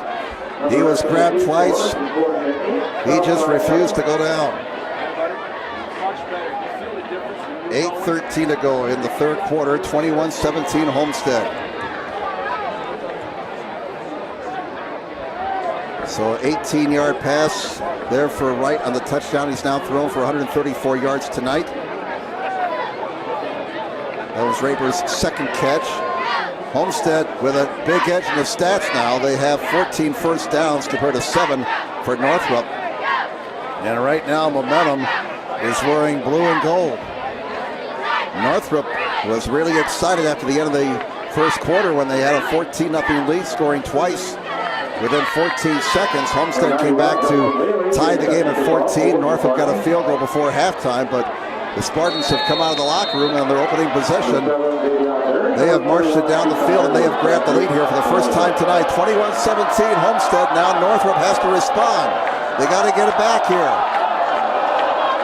Here is the kickoff for what's turned out to be a very exciting high school football game tonight here at Spiller Stadium.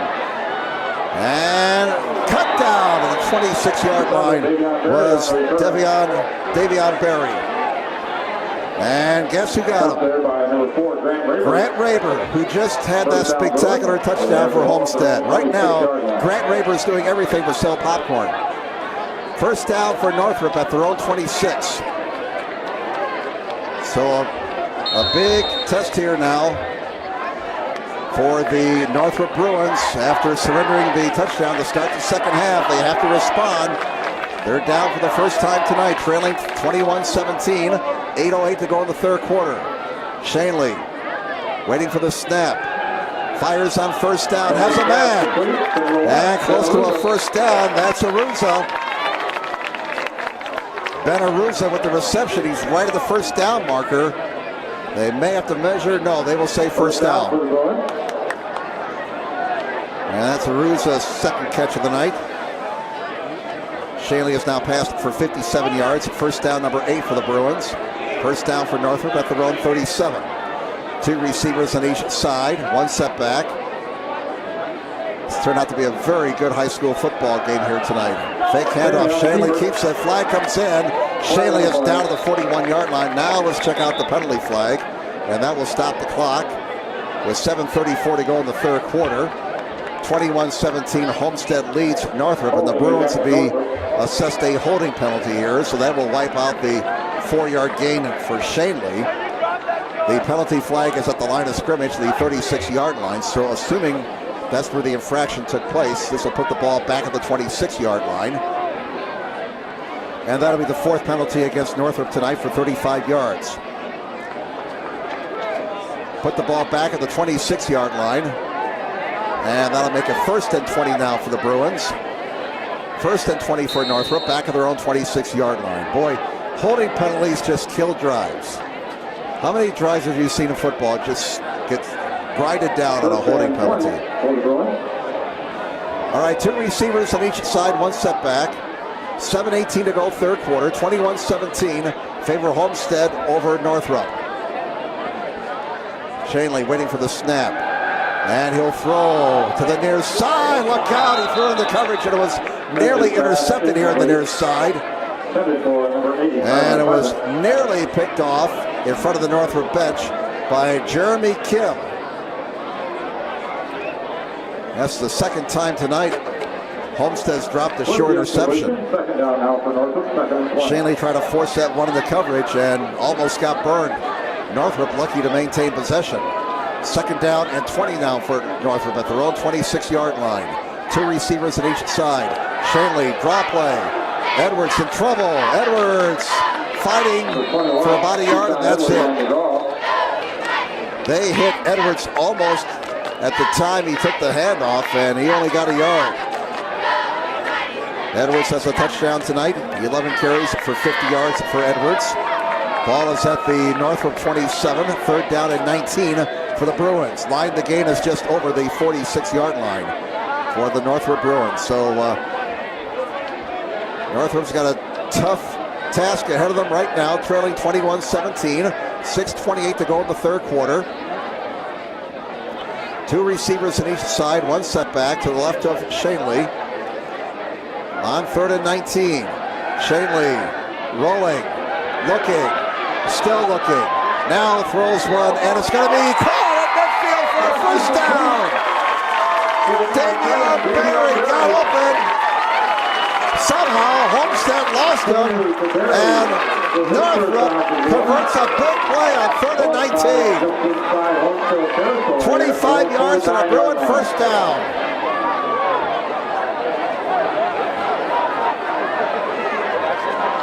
Talk about a big play.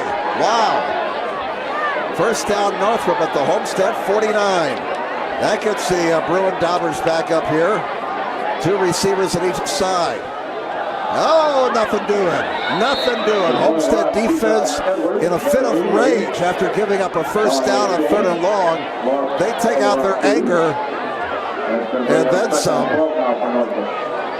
on Keyshawn Edwards. Edwards got the ball, and the Homestead defense said, "Hi, nice to meet you there, Keyshawn." That's a loss of 2 yards in that play. 2nd down. Well, now, why is the 1st down marker moving back? The 1st down marker moved back. That 1st down marker should be up at the Homestead 49. They moved the 1st down marker back 2 yards. What's going on here? Shanley throws down the near side. Interference. Flag is down, and a great catch by Mirzo. He and Raymond were getting tangled up here on the near side. Looks like it's going to be defensive interference against Homestead. That's a 27-yard gain. Now they call holding. The penalty is declined. 1st down Northrop. But I tell you, before that last play, the chain gang moved back 2 yards. Very interesting, as Artie Johnson used to say. All right, 1st down Northrop. The ball is at the Homestead 24, and back come the Bruins. 4:41 to go, 3rd quarter. Homestead leads 21-17. And here is an end around. That's Berry. And he's down inside the 20. He's into the red zone. Down to the 17-yard line. A gain of 7 yards from the play. So, 1st time someone else besides Shanley or Edwards has carried the ball tonight for Northrop. The ball is at the Homestead 17. Anthony Siciliano. Northrop is in the red zone. It's at the Homestead 17. 4 minutes to play, third quarter. Fake handoff. Shanley in trouble. Shanley is written down at the 18-yard line. He had lost a yard right there. That'll bring up third down and 4 for Northrop. Obviously, they're in 4-down territory right now. Jack Klein, the outstanding sophomore linebacker, number 47, making the tackle for Homestead. You're going to hear a lot about that young man in the next few years at Homestead. He's a good one. Ball is at the 18 of Homestead. Actually, it's just over the 19. Line the gain is the 14. Third and 4. 3:28 to go, third quarter. 21-17 Homestead. Shanley takes the snap, fakes the end around, throws, caught, first down, and more. Give him 6 points. Touchdown, Northrop. Tomas Vasquez, a senior, 5'9", 160 pounds. A well-executed play by the Bruins. 18-yard touchdown pass. And Northrop goes back on top. What a game. What a ball game, huh, folks?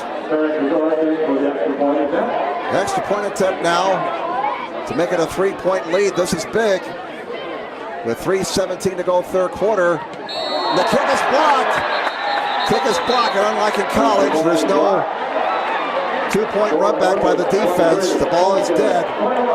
We'll see if that's going to be a big factor as we play this game out. And a new score on the board with 3:17 to go in the third quarter. Northrop back on top. It's Northrop 23 and Homestead 21. So Shanley throwing that touchdown pass. 18 yards to Vasquez. PAT was blocked. And it's 23-21 Northrop over Homestead. Once again, tonight's broadcast being brought to you by SummitCitySports.com. Follow us on Twitter at 260Sports. Like our Facebook page, Summit City Sports, and be sure to subscribe to our YouTube channel. All right, we await the kick. Here is the boot. It's sent over in and short. That's a free ball, remember. And it's touched. It stays in bounds. Shannon gets away. And Shannon's dropped way back at the 7-yard line. Cam Shannon picking up the ball at the 12. And he ran east-west instead of going north-south. And now Homestead will have terrible field position to start this possession. The ball is inside the 10. It'll be spotted at the 7. 3:11 to go, third quarter. Northrop 23. Homestead 21. Again, the big play in that last touchdown drive for Northrop. They converted a 3rd and 19 play from deep in their own territory. Just when it looked like Homestead had taken over control of the football game. All right, on first and 10. There goes Jaya Wright. Wright's got running room. Look out! Cut him a foot race here. Right to the 40. To the field. One man to beat. And he's finally brought down at the Northrop 41-yard line. A pickup of 53 yards. Jaya Wright with his biggest play of the night. And the Homestead fans on the far side cheer. 53 yards. That gives him 147 yards on the ground tonight on 14 carries, unofficially. So talk about flipping the field position from the 6 of Homestead. The next play, we started the Northrop 41, and here's running room. A flag comes in. And that's Ritter carrying the ball. Penalty flag is down to the 38-yard line, and this is going to come back. And we have some upset Homestead coaches to our right here. 2:34 to go in the third quarter, and a holding call against Homestead. So the flag was thrown to the 38. They'll mark it off from the spot of infraction. And this will put the ball back at the Northrop 48-yard line.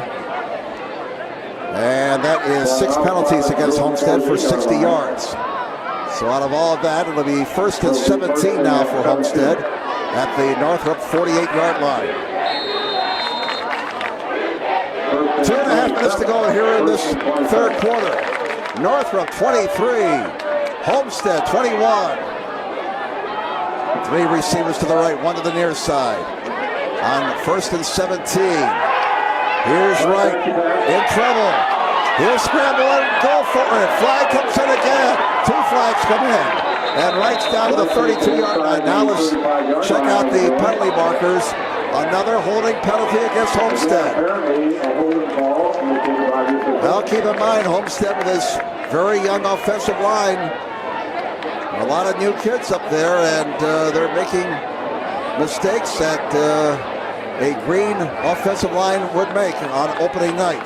Coaches always say you make your biggest improvements between the first and second games. And this is an area that Homestead will have to work on here next week in practice, the penalties. The penalty marked off in the spot of infraction puts the ball all the way back now to the Homestead 43-yard line. So back-to-back penalties against Homestead following the big play by Jaya Wright. And now they're back to their own 43, and it's 1st and 25. And now we have a whistle with 1:59 to go in the third quarter. Another official timeout here. And apparently we had another equipment issue. Now we're set to go. Well, they got to get all the way down to the Northrop 31 for a first down. 1st and 25. 3 receivers to the right, 1 to the near side. Wright's pass is too high, incomplete. Over the head of his intended receiver.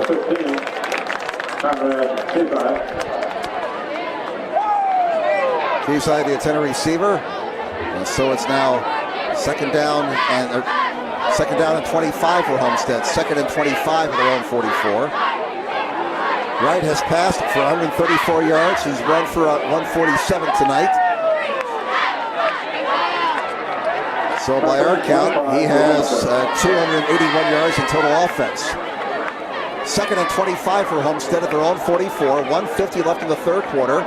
23-21 Northrop. Flags are down again. It's a double reverse.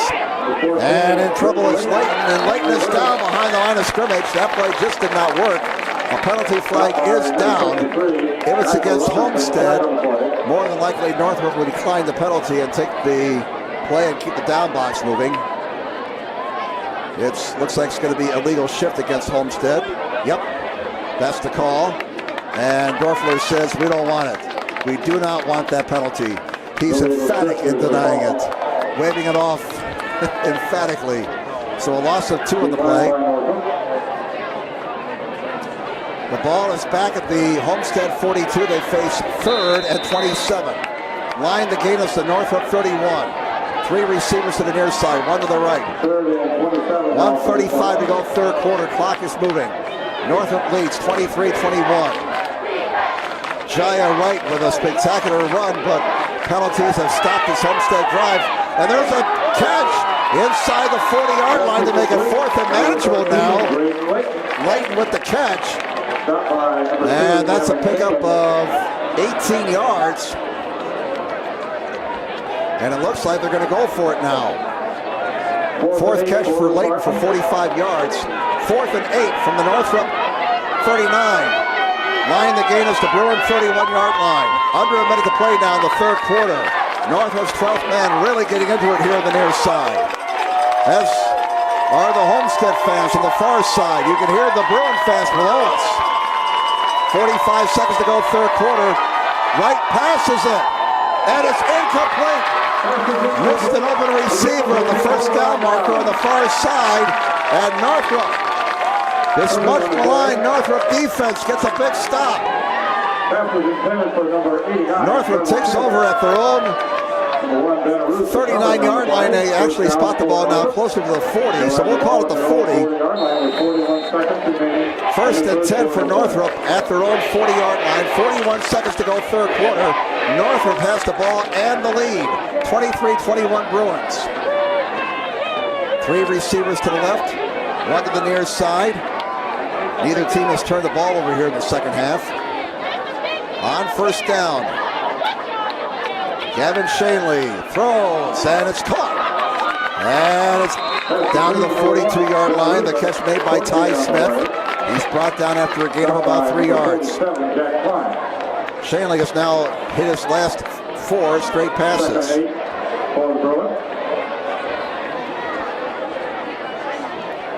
Ball is at the Northrop 42. And that might be the last play of the third quarter as the clock winds down. And Northrop will not snap the ball here. The third quarter will run out after 3 quarters here at Spooler Stadium. Northrop 23, Homestead 21. Back with fourth quarter action following this timeout on SummitCitySports.com.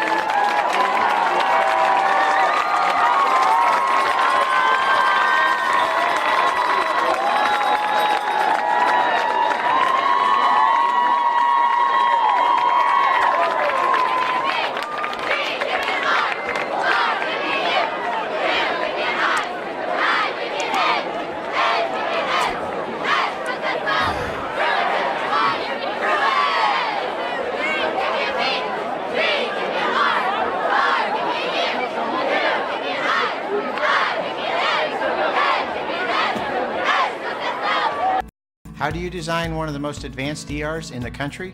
At Parkview, we did it by focusing all our attention on you, the patient, by involving doctors and nurses in the design process, by creating quieter, more private spaces, and by leading the region in heart, stroke, and trauma care.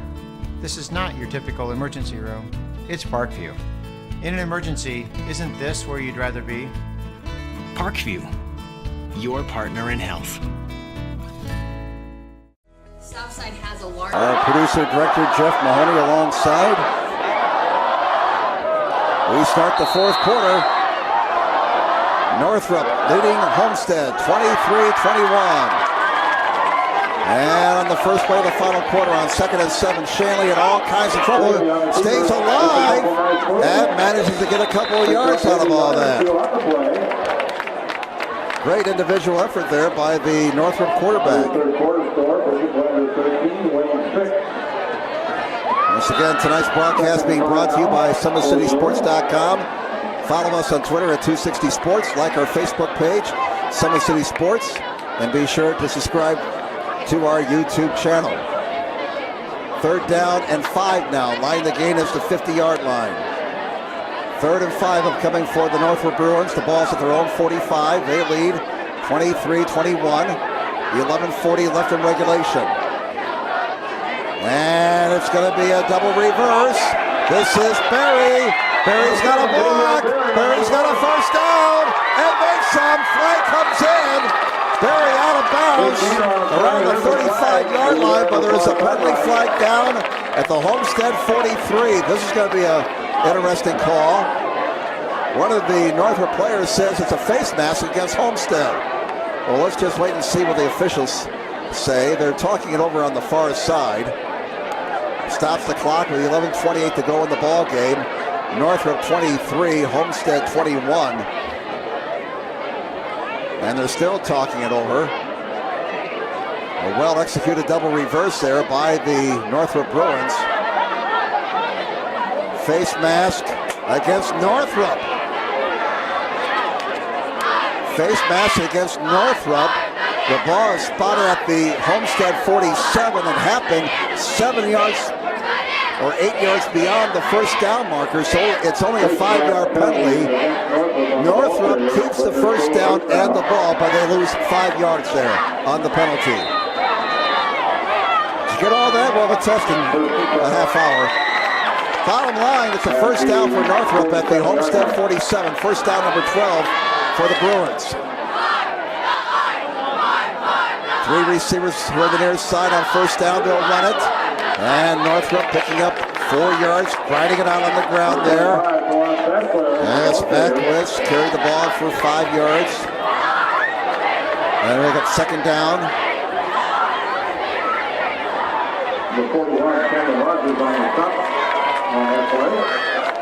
Ball is at the Homestead 43. Second down and 6 for Northrop. We have 10:44 to go in regulation. Northrop 23, Homestead 21. Bruins have the football. Trying to drive for an insurance score. 3 receivers on the near side, 1 on the right. Shanley looking, flag comes in. Shanley is down to the 42-yard line, but boy, the penalty flags are flying here in the second half, and this is going to be a holding penalty against Northrop. Now, only 1 yard on that play. Interesting decision here for the Spartans. Do they take the play, they keep the down box moving, or do they take the yardage and the holding? Very rarely do you see a holding penalty declined. And they will take the penalty. So they'll mark it off in the spot of infraction. And that'll be the 6th penalty for 50 yards against Northrop. Homestead's been penalized 7 times for 70 yards. Ball is back at the Northrop 46. And it brings up 2nd down and 16 now for the Bruins at their own 46-yard line. They lead 23-21. Clock is running. 10-13 left in regulation. 2 receivers on each side. On 2nd and 16. Shanley throws, and he's got a man!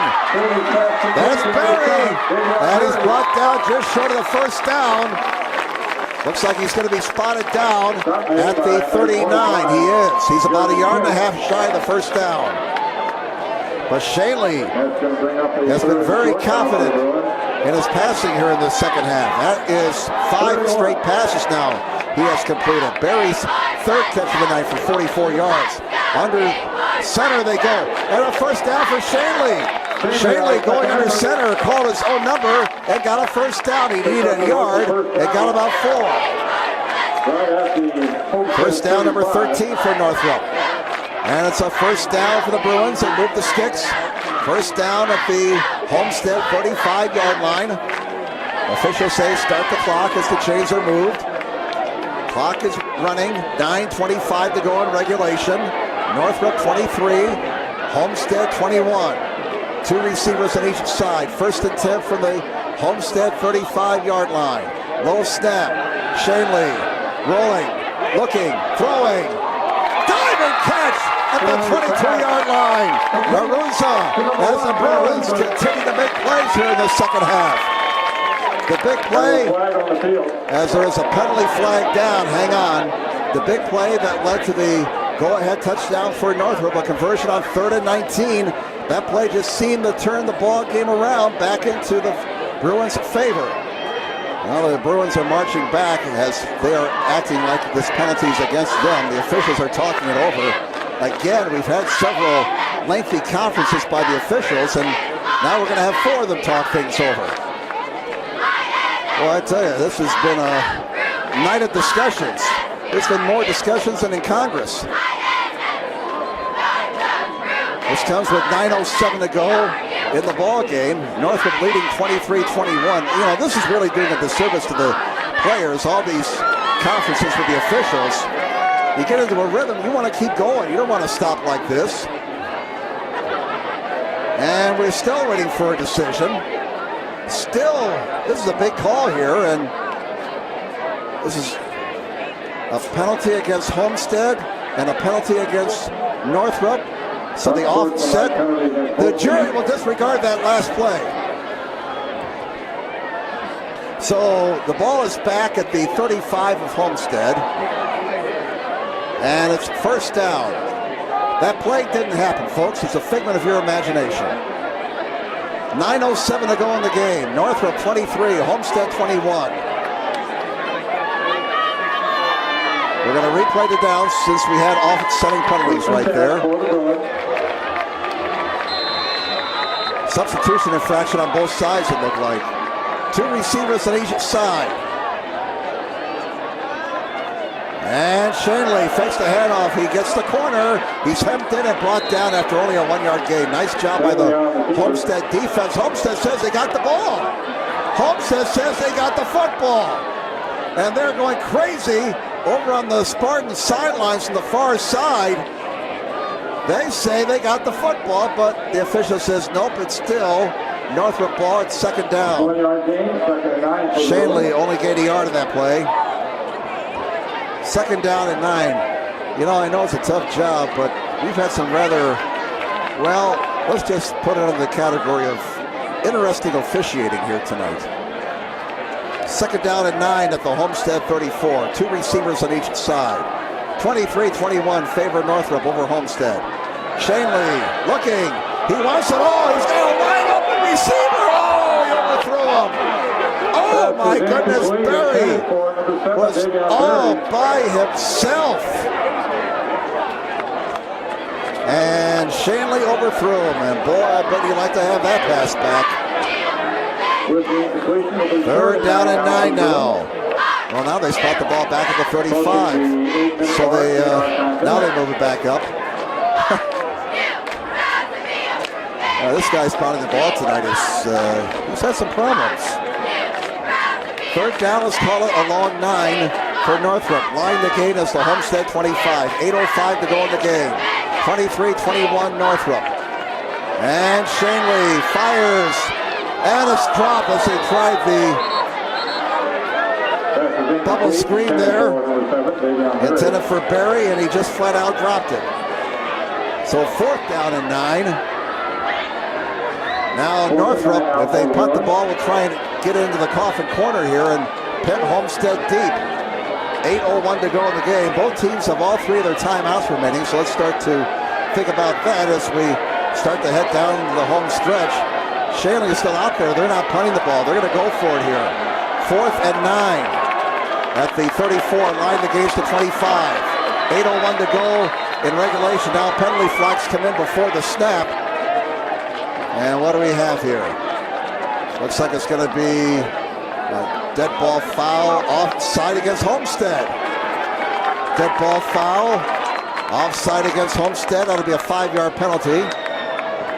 And that's their 8th penalty for 75 yards tonight. And this will make Northrop's task a little bit more easier. 4th down and 4. 4th and 4 now at the Homestead 29. Line the gains to 25. Big play right here with 8:01 to go in regulation.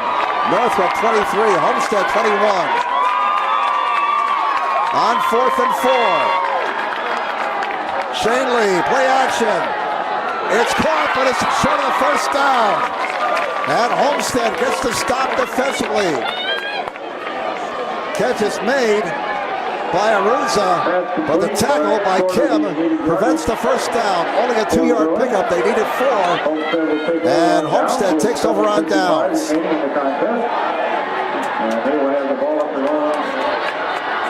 So a big stop for the Homestead Spartan defense. And with 7:55 to go in regulation, it's Northrop 23, Homestead 21. First down for Homestead at their own 27-yard line. 3 receivers to the left, 1 to the near side. Can Jaya Wright and the Homestead Spartans pull this game out of the fire? They trail 23-21. They've not lost at Northrop since for at least 20 years. Here's a pass. It's caught. Rader, 35, 40, first down. And he's out of bounds on the far side of the 44-yard line. That'll be a 17-yard pickup and a first down for Homestead. The 3 Bailey Miracle pushing Rader out of bounds on the far sideline. First down number 16 for the Spartans. They have the ball out to their 44-yard line. First down. They trail 23-21 with 7:48 to go in regulation. First and 10 for the Spartans. And on first down, Wright has time as he rolls out, throws one deep. He's got a man wide open to the 20, to the 10, to the 5. Give him 6 points. Touchdown, Homestead Spartans. And for the second time tonight, Wright hooks up with Trevin Taylor for a touchdown. That one from 56 yards. Homestead regains the lead, 27-23 with 7:37 to go in regulation. Now will they go for 2? Let's see here. They may go for 2. If they go for 2 again, it'll be a 6-point lead. So you can do the math. And it looks like they're going to go for 2. They're going for 2. Try and get this to a 6-point lead. Right. He's got a man open. Caught. 2 points.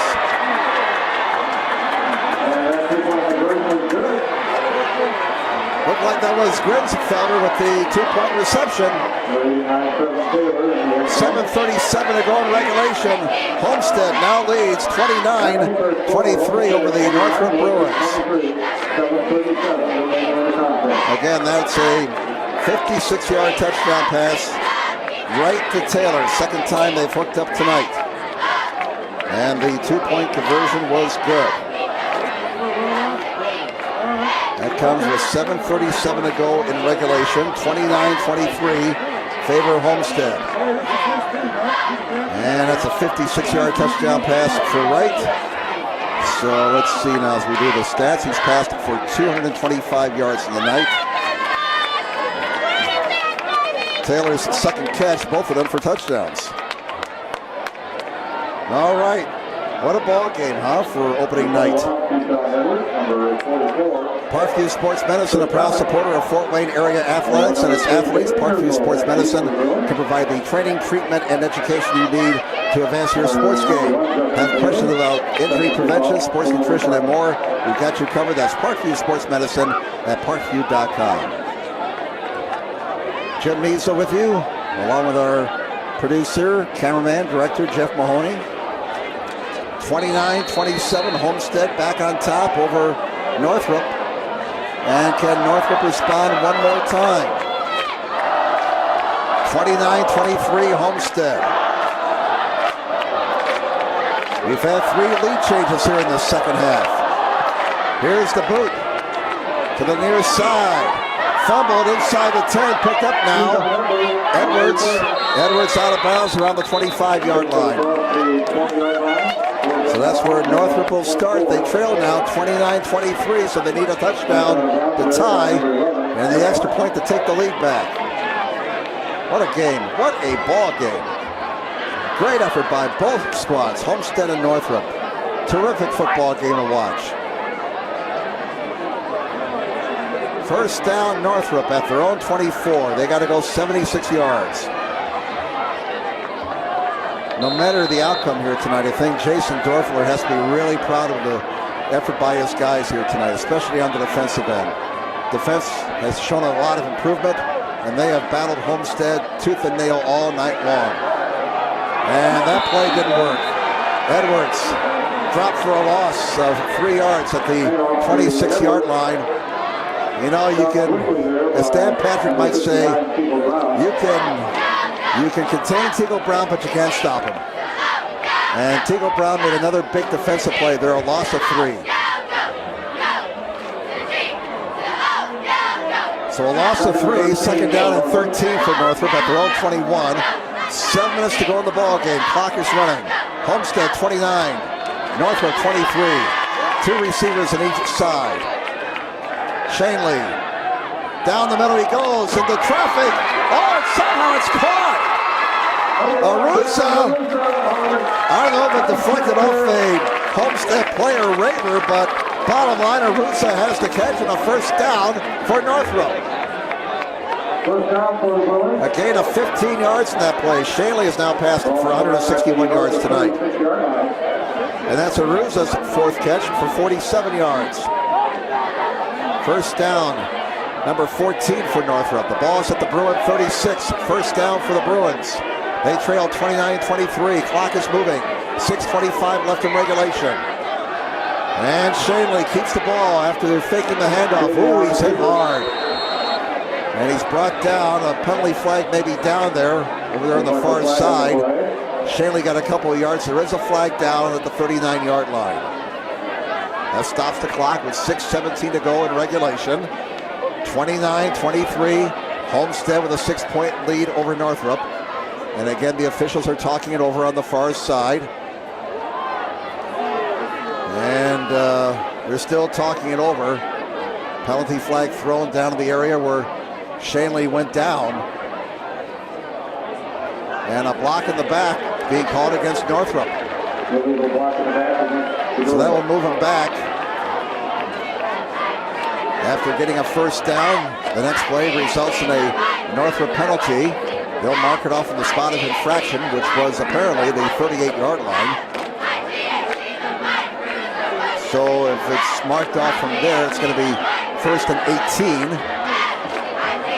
And the ball will be spotted at the Bruin 28-yard line. Boy, the penalties are piling up now. 7 against Northrop for 60 yards. 8 penalties against Homestead for 75 yards tonight. 1st and 18 for the Bruins back at their own 28-yard line. 2 receivers on each side. 6:07 to go in regulation. Movement on the line. Penalty flags fly all over the place. We have laundry on the field and illegal procedure called against Northrop. Back-to-back penalties against the Bruins. And now they're going the wrong way after the first down conversion. And they're back now to the Bruin 23-yard line. Whereas now 1st down and 23. Line the games to 46. 1st and 23 for Northrop. Under 6 minutes to play. It's starting to get late. 29-23 Homestead. 2 receivers on each side. Shanley out of the shotgun. And he looks, he throws, and it's going to be incomplete. Looked like his intended receiver was Smith. And that pass was nearly intercepted in the secondary. That's Shanley's 23rd pass of the night. He's thrown for 161 yards. Edwards, the leading rusher tonight for Northrop. He's got 45 yards on 13 carries. Ruza has 4 catches for 47 yards. Those are the leaders offensively for Northrop. Now 5:45 to go in the game, or in regulation, I should say. 29-23. Homestead with a 6-point lead over Northrop. 2nd down and 22 for the Bruins back at their own 23-yard line. 2 receivers on each side. Low snap. Shanley throws. Look out. He got a man. And a catch in traffic again by Aruza. And that'll be a pickup of 14 yards to the Northrop 37-yard line. And they still got a ways to go to get that 1st down, but now it's 3rd and manageable. 3rd down and 9. 3rd and 9 for Northrop at their own 37. Clock winds down to 5:15 to play. 29-23 Homestead. Line the gain is the Bruin 46. 2 receivers on each side. Edwards now lines up to the right of Shanley. On 3rd and 9. Oh, the snap goes by Shanley. He picks it up back at the 25. He stays alive. He is hit. He fumbles the ball. And a big scramble of humanity at the 23-yard line. Homestead says they got it, and they do. And the Spartan defense with a big play. And they get the offense a short field. And now Homestead maybe with a chance to put this ball game away. 2nd turnover by Northrop. I think I said at halftime, Northrop didn't turn the ball over. I beg your pardon, they did turn the ball over once in the first half. Now that's their 2nd turnover of the night. So they're +1 in that category. The ball is back at the 24-yard check fence at the 23 of Northrop. 1st down for Homestead. A chance for them maybe to put this game out of reach. 4:56 to go. And they'll run it off the left side. Ball carrier was Reeder. They picked up about 3 yards to the 20. So it'll be 2nd down, and now a whistle here as we have a shaken up player. Then they'll stop the clock with 4 minutes and 40 seconds to go in regulation. And they will attend to the shaken up player. No, it's the young man who just carried the ball for Homestead, Keon Reeder. So he'll be attended to, and players on both sides will take a knee while they attend to Keon Reeder. So the clock is stopped. We have 4 minutes and 40 seconds to go in regulation. 29-23. Homestead leads Northrop.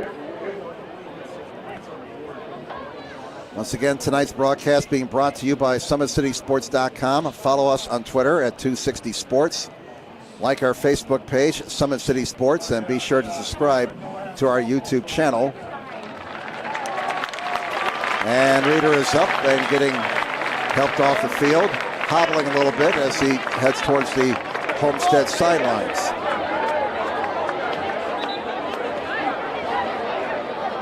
So Homestead, following the Northrop fumble,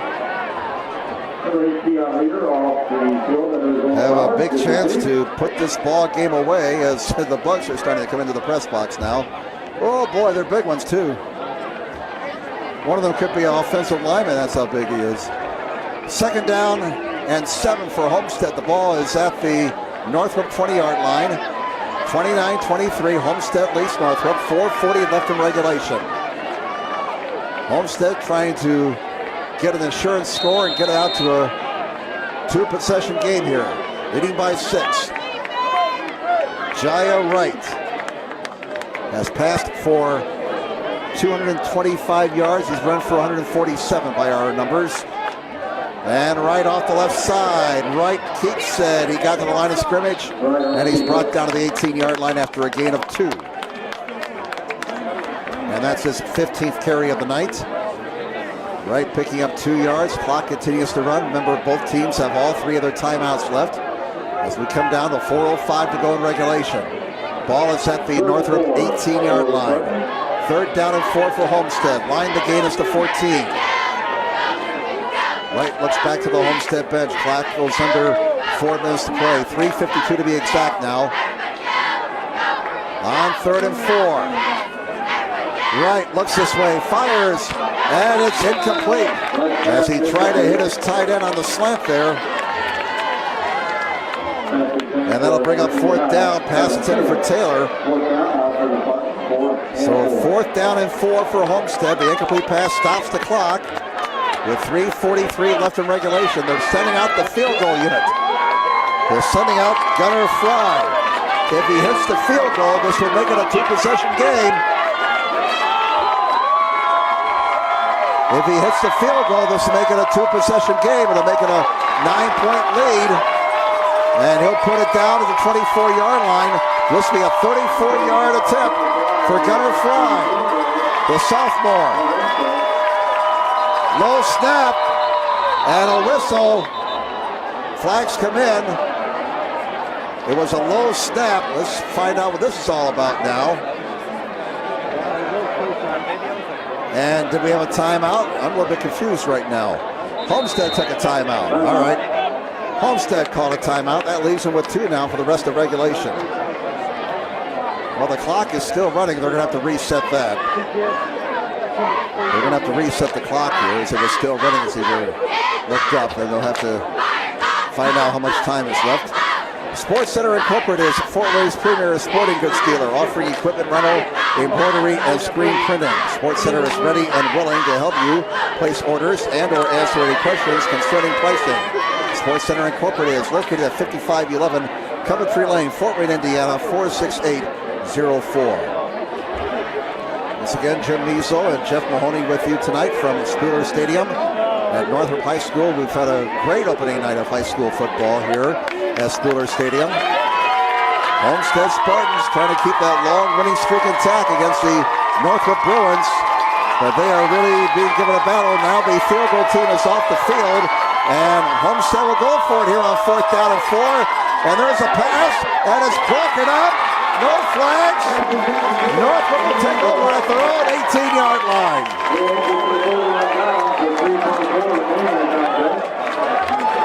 So Northrop, they set out the field goal team, but then call a timeout, sent their offense back out.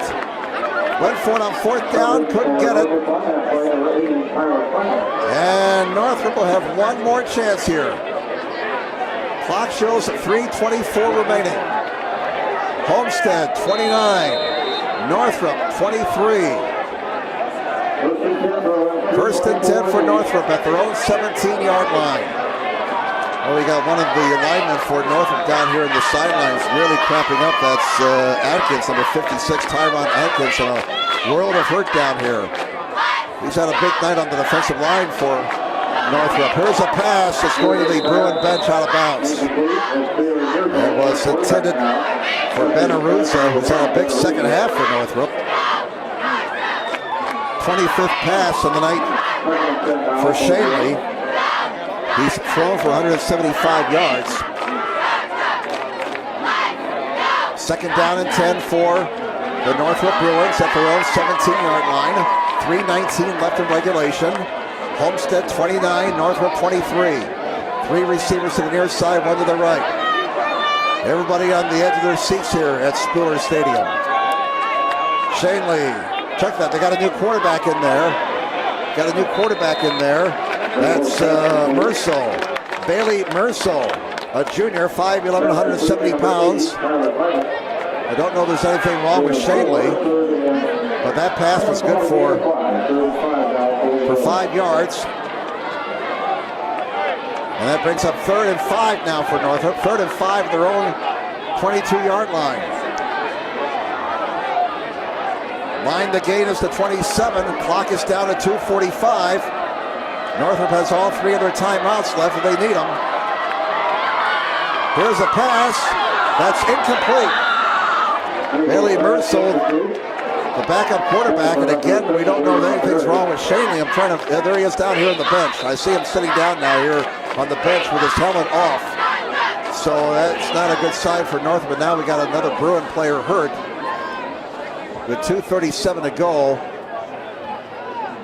And again, Gavin Shanley, the Bruins senior quarterback, is sitting here on the bench. His helmet is underneath him, underneath the bench.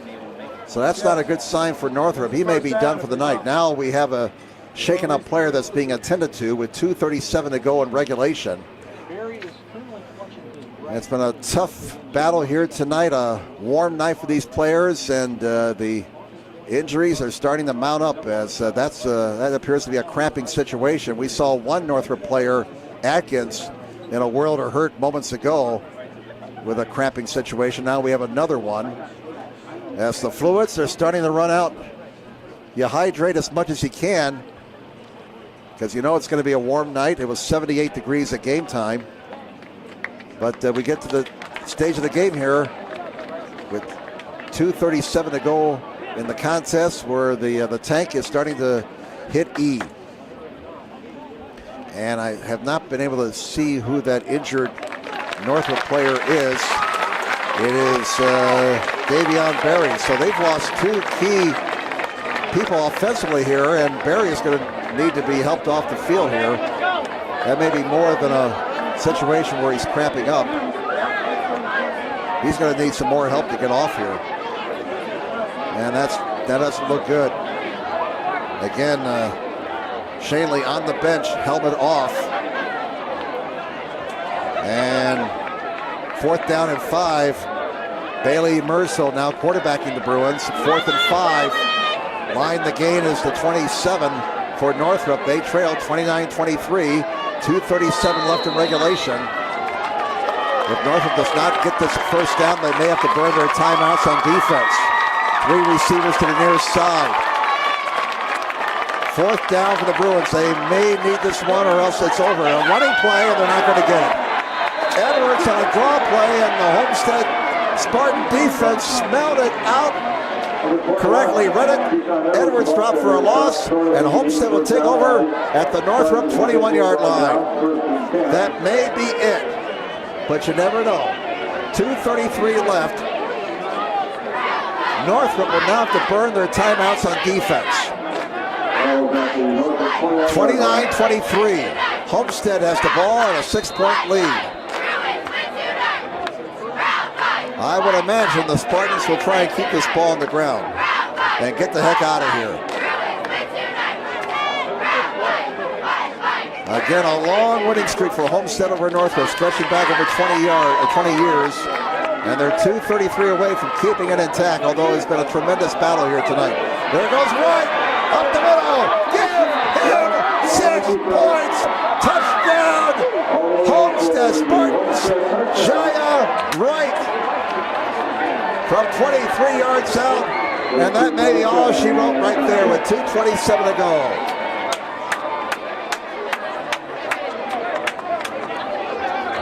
Wright, a 23-yard gallop, giving him 172 yards on the night. Wright has rushed for 172 yards. He's passed for 225. As we await the extra point from Fry to make it a 13-point lead. Spotted, booted, and the kick is good. So with 2:27 to go, the score now, the Homestead Spartans 36 and the Northrop Bruins 23. And some of the Northrop faithful start to head towards the exits. But again, I think Coach Northrop can be awfully proud of the effort his team put forth here tonight. So for Wright, he has thrown 4 touchdown passes and he has run for another.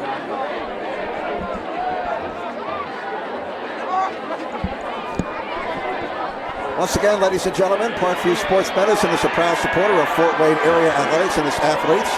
Parkview Sports Medicine can provide the training, treatment, and education you need to advance your sports game. Have questions about injury prevention, sports nutrition, and more? We've got you covered. That's Parkview Sports Medicine at parkview.com. 2:27 to go in regulation.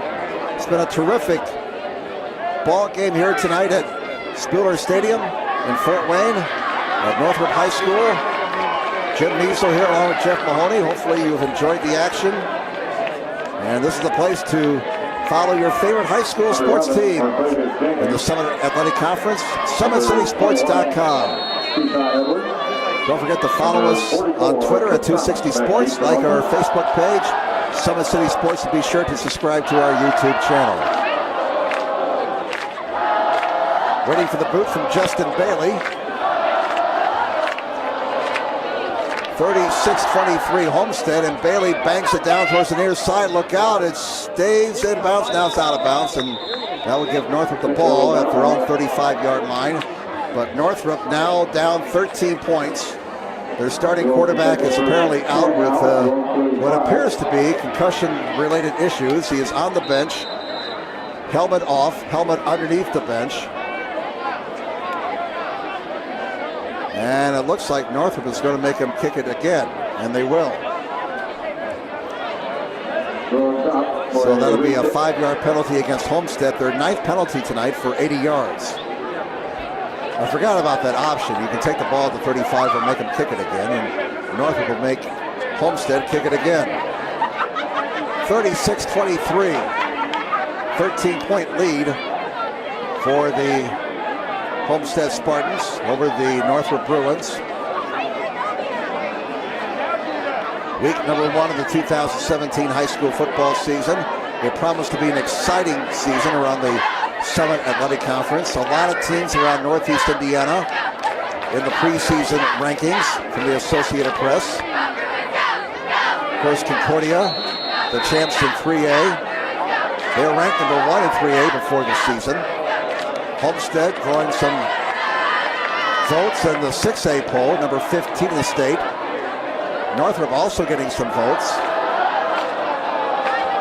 All right, here's the boot. This time it's going to stay in bounds, and it's Edwards who's looking to make a play. He's up to the 20.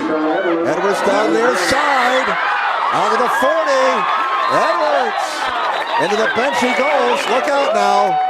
Look out. It's been a fine ball game tonight. Let's not have anything break out. We got a real scrum down here at the Northrop bench. Officials trying to get players away. And it looks like cooler heads are going to prevail.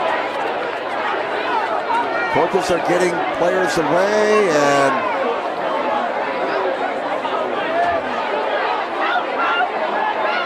it's kind of a messy situation here, as I don't see any penalty flags down, and it looks like cooler heads are going to prevail here. Boy, I tell you what, that was close to igniting them. All we needed was somebody to throw the match.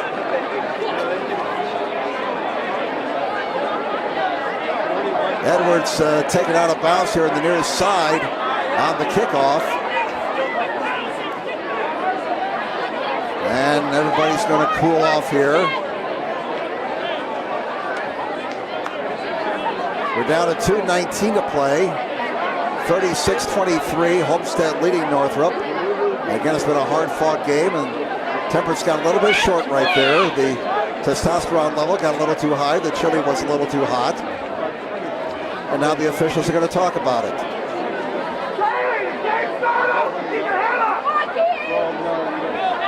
And Edwards over here on the near side being attended to. So Northrop's, the injuries they've really piled up here for Northrop here in the last few minutes.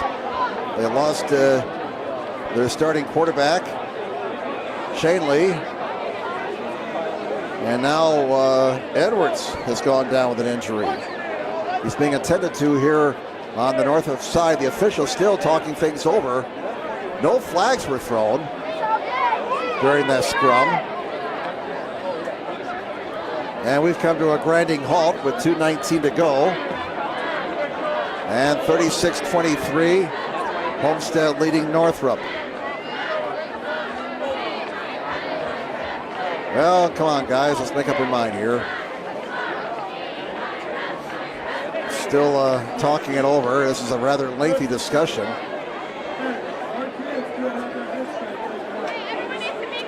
Edwards still being attended to here by the Northrop trainers here on the near side.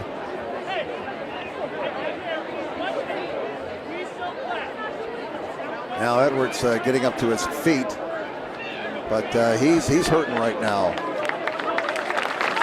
So there's Edwards and Shanley, two key offensive components for Northrop, both out. Shanley looks like that's a concussion issue. Again, he's been sitting on the bench without his helmet on.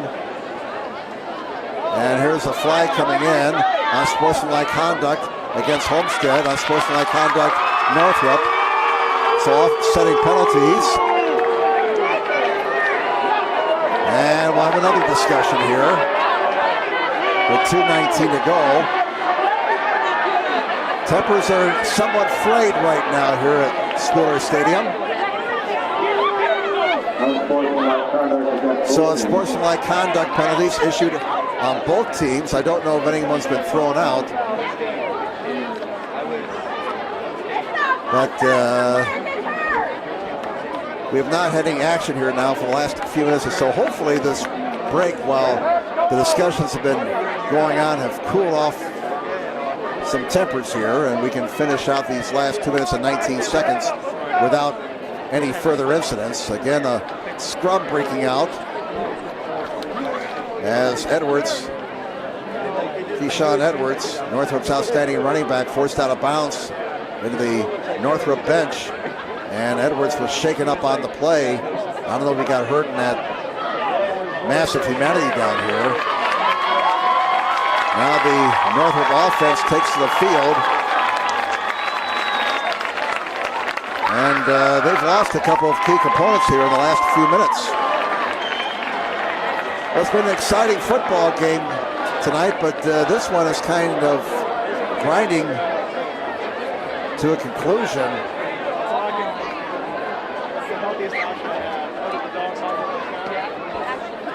This game was going along at a rather nice pace, and now we're approaching 3 hours. First half was crisply played, but the second half has been sluggish, to say the least, as far as the pace is concerned. All right, it looks like we're finally ready to play some football again. The ball is at the 45-yard line of Northrop. Forgotten and all that. Edwards had a nice return on the kickoff before he was forced out of bounds, and then all heck broke loose. Here's a pass on first down. It is incomplete. Bailey Merzel in their quarterback now, as Northrop is down by 13 points. Pass intended for James Jones. Incomplete. So second down and 10 now for Northrop. The ball is at their own 45-yard line. 2:15 remaining. Northrop has all three timeouts, but Homestead with a 13-point lead, their biggest lead of the night, 36-23. Two receivers on each side. Merzel scrambling, throwing, intercepted. Intercepted by Cam Shannon. And Shannon is off to the races. Give him 6 points. Touchdown, Homestead Spartans. And Shannon puts the cherry on the ice cream right there. A 55-yard pick six for Cam Shannon. who last year defensively had 50 tackles. And tonight, here on opening night, he gets a pick 6 for the Homestead Spartans. As Homestead has broken this game wide open. They now lead 42-23 with 2:02 to go. 2 touchdowns in 25 seconds for Homestead. Extra point attempt now by Fry. This will make it a 20-point lead if successful. 2:02 to go. Waiting for the snap. Spotted, booted, in the air, and the kick is good. So the score now, the Homestead Spartans 43 and the Northrop Bruins 23. Shannon with a 55-yard interception return for Homestead to make it a 20-point lead for the Spartans. So the Spartans will survive here at Northrop. They were down 17-14 at the half and trailed 23-21 entering the final quarter. But the Homestead Spartans have scored 3 unanswered touchdowns here in the last 7 minutes and 37 seconds. The big play, 56-yard touchdown pass from Wright to Taylor. That put the Spartans ahead 29-23. Wright tacked down a score from 23 yards out. And then Shannon took it to the house with a 55-yard interception return to make it 43-23. Folks will see the score and think, well, Homestead have pretty much things their own way, but that was not the case for about 3.5 quarters here tonight. Again, Northrop had a 17-14 halftime lead, led entering the last quarter, 23-21. But they've been outscored here in the fourth by Homestead, 22-0. Justin Bailey ready to kick it off for the Homestead Spartans. We have 2:02 left in the game. And kind of an anticlimactic finish here after an exciting game for 3.5 quarters. 43-23 favor Homestead. And here's the boot. Oh, a little squibber down about the 40-yard line. It's going to be covered up at the 36 by one of the upmen for Northrop. And again, a little chatter between some players, but nothing comes of that. So the ball's on the 36-yard line, first down for Northrop. Bruins have all 3 of their timeouts remaining. And we hope that Gavin Shanley is going to be okay, along with Keyshawn Edwards, 2 very costly injuries for Northrop here in the final quarter. First down for Northrop at their own 36-yard line. 2 receivers on each side. Bailey Merzel is quarterbacking the Bruins. And they'll run it to the 40, to the 45, and a first down to the 48, maybe the 49-yard line. As the ball carrier was Vasquez. Vasquez picking up a first down for Homestead. Now check that for Northrop. 15 first downs now for the Bruins tonight. Ball is at the 49, and the clock is running. We're down to a minute 40. 43-23, favor Homestead over Northrop. 2 receivers on each side, and the Bruins just keep it on the ground. Looks like they just want to get the clock run out here, and they get a couple of yards. Vasquez, the ball carrier. And the Bruins have apparently accepted their fate here, as they're really in no hurry now as the clock winds down to a minute 10. They're in no hurry to stop the clock, and again, 2 starters injured in the backfield here in this last quarter. A very tough break there for Northrop. Hopefully Edwards and Shanley are going to be okay. Second down and 7. Vasquez keeps it. Vasquez gets a couple of yards and maybe 3 yards to the 45-yard line. That'll make a third down. Merzel, I beg your pardon. Merzel carried the ball. So third down and 4 for Northrop. The ball is at the Homestead 45, and we're down to 30 seconds. So play clock just started. They'll snap it one more time here. This will be the last play of the game upcoming. Down to 20 seconds. Third down and 4 at the Homestead 45. And they'll run it. Vasquez looking for the first down. He's going to be dropped at the line of scrimmage. And a flag comes in with 8 seconds to go. And so there's some extracurricular stuff well away from the play. Personal foul against Northrop. So that'll be the 9th penalty against the Bruins for 80 yards. And they'll walk off the unsportsmanlike conduct penalty against Northrop. The guy in the white hat says start the clock, and the time will expire. This ball game is over at Spiller Stadium on opening night 2017. The Homestead Spartans defeat the Northrop Bruins by a score of 43-23. 43-23, final score. Homestead over at Northrop. Let's take this time out. We'll come back with the recap here at Spiller Stadium following this break on SummitCitySports.com.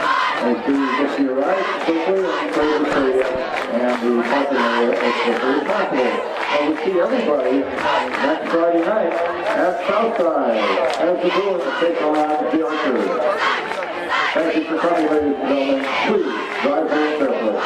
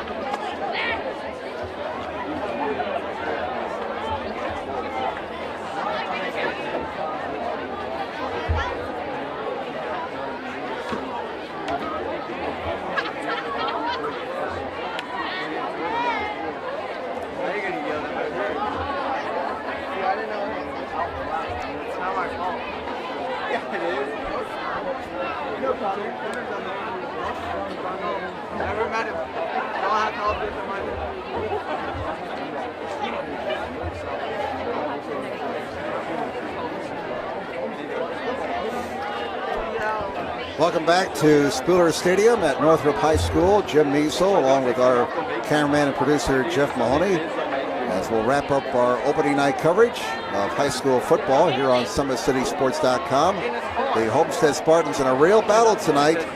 The Northrop Bruins trying to get the upset. They had the lead at the end of the third quarter and had the lead until there was 7:37 to go in the contest, and then Homestead scored 22 unanswered to close out the game, and Homestead wins it by a score of 43-23.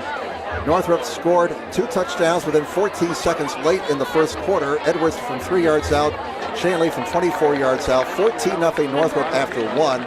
Homestead came back to tie the game as Wright hit Reeder from 28 yards out, and then Wright hooked up with Taylor from 9 yards out. Bruins put a field goal at the first half buzzer to take a 17-14 halftime lead. Homestead gets the lead back on an 18-yard touchdown pass right to Raber. Shanley found Vasquez from 18 yards out to put Northrop back on top 23-21. The kick was missed. It stayed 23-21 until there was 7:37 to go in the game, and then Wright threw his 4th touchdown pass of the night, 56 yards to Taylor. 2-point conversion was good, and then Wright with 2:27 to go tacked on a 23-yard touchdown. Cam Shannon closed out the scoring for Homestead with a 55-yard interception return. 43-23. Homestead wins it again. They outscored Northrop in the final quarter, 22-0. Some final unofficial numbers. Homestead at 18 first downs, 15 for Northrop. Rushing yards, 225 for Homestead, 111 for Northrop. Passing yards, 225 for Homestead, 180 for Northrop. So talk about balanced offense for Homestead, 225 in both passing and rushing. Total yards, unofficially, Homestead 450, Northrop 291. Turnovers, both teams had 2 fumbles. Homestead had an interception, and the penalty yardage wound up even. Both teams penalized 9 times for 80 yards. Individually, for Homestead, their outstanding quarterback Wright rushed for 172 yards and passed for 225. He was the leading offensive person in those 2 categories. Layton had 4 catches for 45 yards. Raber 3 catches for 50 yards. Taylor 2 touchdown catches. He wound up with 65 yards. Edwards, leading rusher for Northrop, 14 carries for 43 yards. Shanley passed for 175 yards. He threw it 25 times and completed 5, 7, 9, 11, 12. He completed 12 of those 25 passes. Aruza, his leading receiver, 5 catches for 61 yards. But the statistic that matters is the final score. Again, it was Homestead winning it by 20, 43-23 over the Northrop Bruins. Well, we hope you enjoyed our coverage tonight. We'd like to thank again Parkview Sports Medicine for being one of our sponsors, along with Sports Center Incorporated. And again, tonight's broadcast brought to you by SummitCitySports.com. Don't forget to follow us on Twitter at 260 Sports. Like our Facebook page, Summit City Sports, and be sure to subscribe to our YouTube channel. That's the story tonight here at Spooler Stadium at Northrop High School. Once again, your final score, the Homestead Spartans 43 and the Northrop Bruins 23. Now speaking on behalf of our cameraman and producer, Jeff Mahoney, I'm Jim Measles saying, have a good night, everybody.